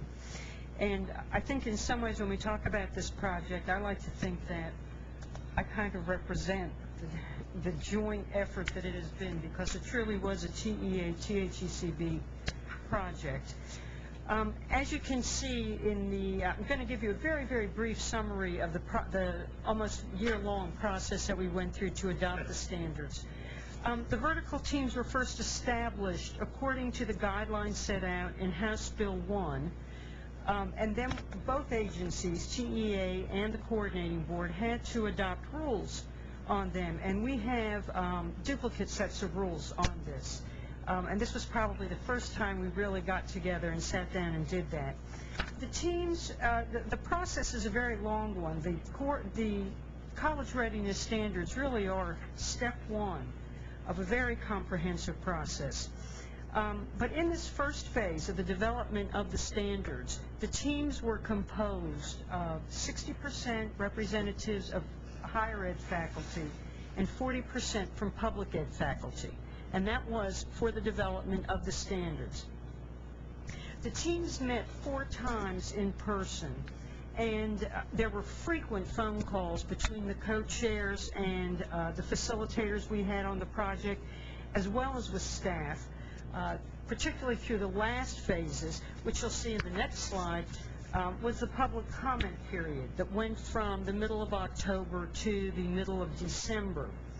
During that time, we had over 1,000 responses, public comments, and these were written out comments as opposed to just saying you approved, they agreed or disagreed. I think that the standard writing process was a tribute to the people who were on both, who were on all 4 of the teams, the English, Math, Science, and Social Studies teams. And when you look at the next slide, you'll see that based on the public comments, there was a very, very strong agreement with the standards that were put out there as a draft document. And in most cases, when there was some disagreement, it tended to be at the performance indicator level, which we'll talk about in a moment. But again, I think it's important to stress how high the agreement level was on the standards that were put out. The standards are organized in a hierarchical arrangement. There are 5 sets of standards, not 4. While we have a set of standards for each of the 4 major content areas, our standards are different from most other college readiness standards that you see because we included what we're calling cross-disciplinary standards. And these, I think, are perhaps the most significant part of the college readiness standards in Texas. They are the part that I think we received the most, or that we used input from the business community as well as college and faculty a great deal on these. And these are skill sets that you're going to need across disciplines, and that includes not just the 4 foundation areas of the Texas curriculum, but also areas like the fine arts, languages other than English, or any of the other fields. We have an example of one of the standards in the next slide, and here you see the 4 levels that we have. When you look at the English language arts standards, you're going to see that reading is one of the key concepts. One of the organizing themes is that you can locate explicit textual information and so on. One of the things that is a performance expectation that we would expect to prove that you had mastered the organizing theme is that you could compare and analyze generic features used across texts. And then under that, under the performance expectation, we have performance indicators. And I think it's important for us to take a minute to focus in on the performance indicators because they really did, that's where we got the most comments back. The performance indicators are not mandated. They are not a checklist. You're not supposed to go through and say, a student can do this, and can do this. And they don't represent a curriculum. Yes, that is correct. And the curriculum is the role of the State Board of Education. These are simply examples that would demonstrate competency on the part of a student. And the more performance indicators that a student can accomplish, the more prepared they will be to succeed in college. So these should not be viewed as requirements. They are examples. As I pointed out, the standards were adopted by the State Board yesterday. They either have been or will be submitted to the Commissioner of Education for review and approval. And then the State Board incorporates the standards into the curriculum over the next 4 years. It's done as part of the curriculum review process. I just wrote down one of the next steps that we have. Our board is very committed to seeing these standards implemented, and one of the things they have directed staff to do is to review the Texas Success Initiatives, which are the assessments that determine whether or not students are college ready and can take an entry-level college course. We're going to be aligning those with the college readiness standards by 2012. So it doesn't impact necessarily these students who are currently going through high school. The college readiness standards also are by law supposed to be a component of end-of-course examinations. So you can see that the system is coming together. The end-of-course component is not used as part of the high school graduation section of the end-of-course exams. They are designed as a separate assessment. Our board, when they adopted these standards, were very clear that they wanted us to have materials prepared to explain this to parents. After the meeting, some representatives from the Texas Workforce Commission came up and said, can we have materials so that these are understood by the business community and the workforce? So I think that really we are looking to this council to offer us some suggestions as to what groups, what associations we should go to and we should interact with to make certain there's smooth implementation of the standards, and also what you think we should be doing as next steps to make certain we can spread the word. I caution you that anything that is suggested becomes a joint activity, so remember and we're also involving all of you in it. But we're very excited about the possibility that the college readiness standards offer. Texas is really at a cutting edge point because we are the only state so far that is really putting the college readiness standards into the system and integrating it into not a P12 system, but into a P16 system. So it's a very exciting moment for this board, I think, to be formed and to be working with us. And next half is... Well, this will be very brief. I just wanted to underscore several points. First of all, we did something similar to what ACT has done, and that is that we developed standards around the premise that college readiness is determined by college and university faculty who teach entry-level courses. That they are the ones that essentially determine what students need to know in order to be successful. So we work backward from that premise. The second point I wanted to make was that the performance indicators, and you'll note that in the text it will refer to the performance indicators as examples. They're not intended to shape the curriculum. They're intended to give educators guidelines about the rigor with which the curriculum should be taught. And these are simple examples. We were asked, once again, the standards are actually the first 3 levels of performance. And we put in the performance indicators to simply indicate how you would teach these skills within a curriculum. But they're not intended to be prescriptive. For example, when one of the performance indicators says, explain the philosophical and religious traditions that help shape the Declaration of Independence and the Constitution, you could do that with the Magna Carta. You could do that with the Texas Constitution. The question is can you analyze a document with a certain degree of sophistication that's required in college. So it doesn't matter whether you teach, as far as these standards go, in a high school literature class. It doesn't matter whether you teach The Great Gatsby or A Farewell to Arms. What matters is whether you teach students to be able to detect the symbolism of a text, whether you give students the skills to be able to analyze character, style, identify the major themes. But this isn't intended at all to infringe on either the authority of the State Board of Education to establish the curriculum or the autonomy of local school districts to determine precisely what their students should study. And these are the final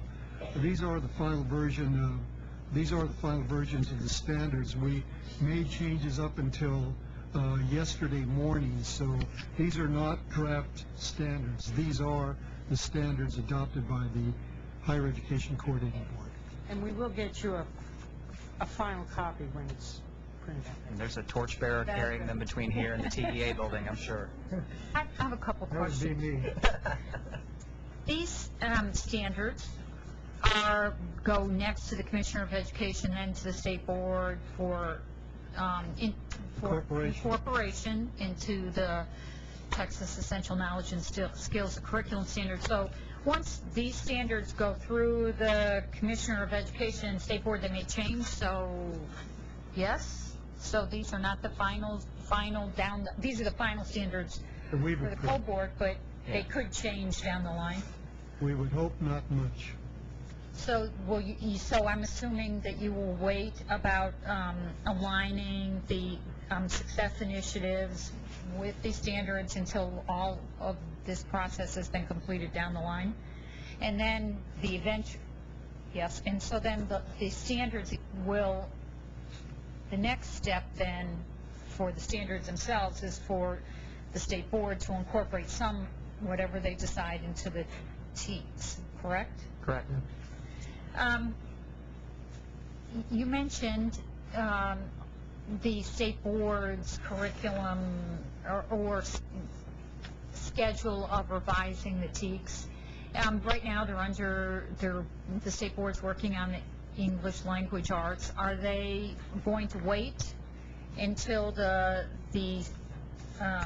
college readiness standards have been adopted so they can do it all at once?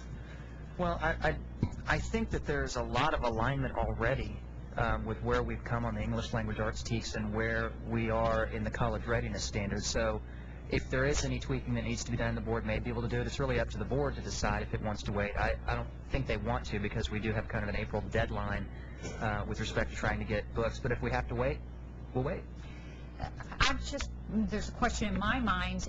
I know the State Board has a schedule of adopting the ELR, the English Language Arts curriculum this year, science next year, but the House Bill 1 with the college readiness standards also has a schedule that doesn't, and I haven't heard, and I'm asking, has the State Board aligned these two efforts of their schedule of revision of the curriculum with the introduction of college readiness standards? And the reason that I ask that, and the reason that I think this alignment is so important, is that as soon as there's a change in the State Board's curriculum, then there'll be new instructional materials, there'll be new assessments, new professional development.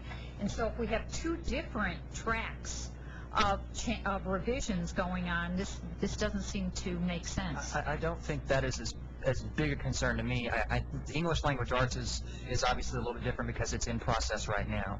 In the future, with science and social studies, math, we'll be able to incorporate the college readiness standards much more easily than with English Language Arts, but we are working on English Language Arts right now. And it's fair to say that although the statutory timeline is different from the timeline that the State Board of Education has for revising the TEAs, we knew what the State Board's timeline was for the English Language arts TEKS, and so in preparing these standards, we tried to develop them in such a way that they would align very easily, even with a very short time frame. So as Robert said, we think there's already a great deal of alignment, and there wouldn't be a major overhaul of the TEKS in response to these standards. Has the state board, Commissioner Scott, has the state board established as part of their schedule the alignment of the English language arts TEKS revision with the college readiness standard? They have not received them yet. We've had multiple discussions with them about it. It varies by member what their area of interest and expertise is, and so where their level of engagement is going to be. I know there are some that are very interested in science. There are some that are very interested in social studies. Pat Hardy, for example, who's extremely interested in social studies. So as collectively, the board has not begun the process of alignment yet, but it's not time for that since they have not received the document. They've been briefed on it, they've met on it, they understand where we're coming from, but they haven't begun the formal process of incorporation. All right, I've been attending the state board meetings, and my concern is we're hearing that the college readiness standards are not going to be finalized until they go through the board, and yet the English language arts TEKS are going to be finalized in, February or March or April, and then there's a proclamation for new instructional materials going out this year. So it seems like that track is leaving without the college readiness standards. You make a good point, and it's a tight time frame. All I can say is we are all committed to trying to do that alignment as best we possibly can between now and the final adoption and the purchase of textbooks. And I'm not trying to put you on the spot on this. The point I guess I'm trying to make is, first of all, I was trying to find out if there was a formal effort to make sure these tracks are the same, and it sounds like not. And the second, I think, point that I'm trying to make is that that's a concern. It's a concern, but it's, I think, people of good faith will all come together and work with the state board, and I think we will all have this in mind, and I'm sure they will have it in mind as they finish out the English language arts TEKS. All right, one last question. I know you will probably keep reminding them of it. Well, that's true. But that doesn't mean, I think one of the exciting things about this council is that its goal is to align strategies, make recommendations to align strategies, and I think this strategy is immediate. This effort for college readiness standards, and it's just something that I think this council should be interested in following. And since the college vertical team standards, the new college readiness standards were brought to the council, I think it's something that it would be good for the council, I'd like to suggest, to follow. In addition, I have just one other thing. I mean, there are so many tracks, there are so many different we're responsible for developing strategic plans. One of the things I'm going to ask is what other strategic plans have been developed by other organizations such as P16 that converge on the same things that we're responsible for looking at. But in this case, with the college readiness standards, what's going on? Is there a formal effort to align the development of assessments, specifically end-of-course assessments, with the college readiness standards? And I know that end-of-course exams were introduced by the legislature, 2 sessions past? How will the end-of-course assessments be aligned with these standards? Well, they're statutorily required to be, and they're statutorily required to be college readiness measurements within the assessment system. So that's the process. As we develop the end-of-course exams, that's something we're going to have to develop. So the end-of-course assessments that have already been developed will be redeveloped, new ones replacing, for example, they would have to at least have new components to them for college readiness. We've got a limited number now, but as we develop, all of the new end-of-course exams, they'll have to include college readiness measures.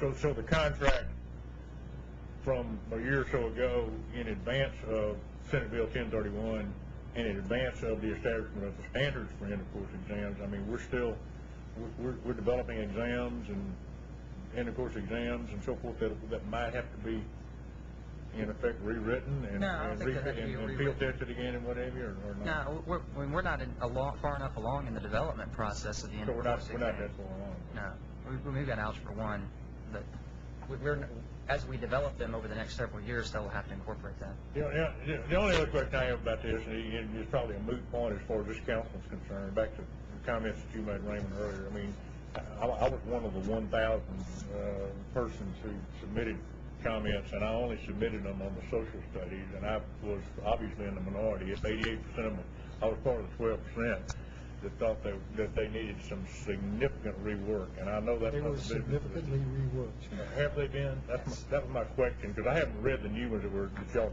approved. I would encourage you to read them, and I can't thank Dr. Predis and the coordinating board enough for their work on revising those. I mean, it was a... Good. I look forward to reading them. They needed some work before. We were made aware of that. Any other questions? Comments, concerns? Thank you, Eddie. All right. Robert, may I ask a question going back to Don's question about private funds? And I just pulled out 2237, and the council's charged to make recommendations regarding alignment of initiatives. And it says the High School Completion Success Initiative Council is established to identify strategic priorities for and make recommendations to improve the effectiveness, coordination, alignment of high school and college and workforce readiness efforts.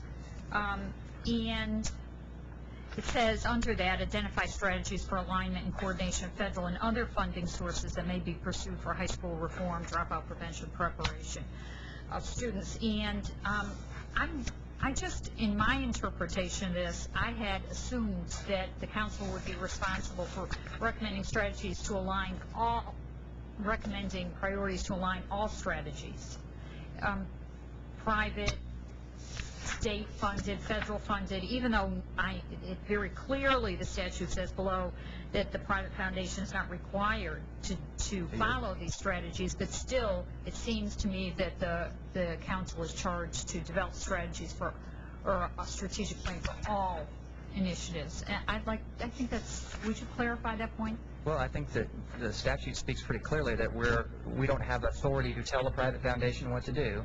You can make recommendations all day long to the private foundations, but they're not obligated. I mean, we can try to work with them, and we partner with them and help them, but we have made it very clear from the beginning, we don't tell them how to spend their money, and they don't tell us how to spend our money from the government and private partnership perspective. We merely try to meet and fill needs where each other have the strengths and ability to do so. Because it seems that to maximize our resources and maximize the results, we'll want to look at the total picture in terms of all initiatives. Yeah, I mean, I would just be very careful in approaching that one of the concerns that we heard from the foundations when this bill was drafted and introduced in the legislature, they were very concerned about the involvement that they have with, a legislature, and their lawyers are telling them because their IRS status, they have to be very careful about where they interact with government and what they are doing in terms of influence. So we need to be very cognizant of that, otherwise we could wind up risking a lot of our relationships. And I'm trying to be very delicate about how I say that, because I don't want to speak for them. I'm just giving you my perception of what I heard. Right. I just, when we start looking at the initiatives, I think that it's important to keep in mind that we have to be cognizant of that, but also I think we need to look at the big picture as well. And I think we'll have representatives of the foundation at the fourth meeting, the February 4th. So hopefully they'll speak for themselves then. Yeah, I think that's an important point, because to the extent that we do want alignment, even though we understand their prerogative to do as they choose, because we do want alignment, it seems to me like we ought to listen to them. Sure. To see where their priorities are and learn from them.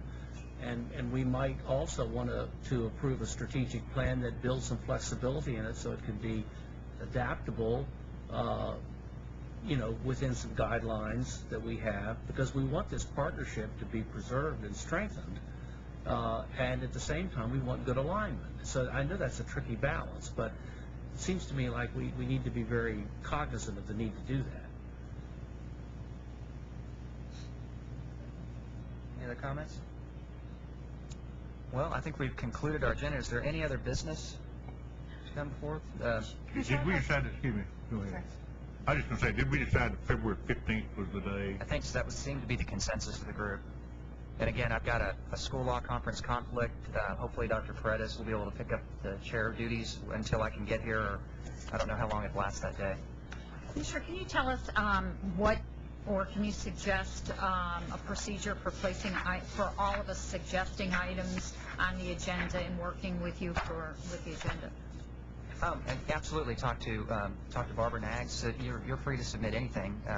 Be happy to consider, as we mentioned earlier, who comes to testify, what subjects we discuss. So all you need to do is contact either me or TEA staff and get it on the agenda. Could we, before the meeting concludes, ask for example, a list of the individuals and experts that all of us had submitted and sent in, and so that we can look at and make our suggestions for them? We can get that for you. Okay. Thank you. Also, as I told Robert, I would appreciate if you would email us copies of the PowerPoints, because the printed versions we received, we could. I'm going to get the higher version. Even with my glasses, I could read it.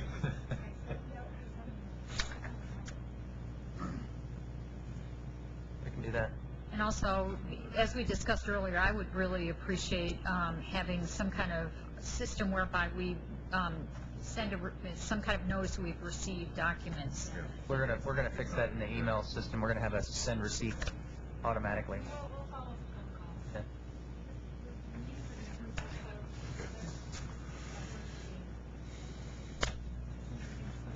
Yeah, and speaking of that, the February 4th meeting, I mean, we're going to work as fast as we can to get you the materials for that next meeting, but we don't have much time between now and then. So as soon as we get them, we'll make sure you get them and follow up so that we don't have any surprises. I'd like to thank Barbara and Jan for all the work they've done over the past month, and they've done a great work in collecting all this. Thank you. All right. One more reminder about the open meetings training. I've got to take it too, so we'll... I already did. You already did? Well, you're ahead of the curve. All right. With that, we'll stand adjourned. Thank you all. Thank you.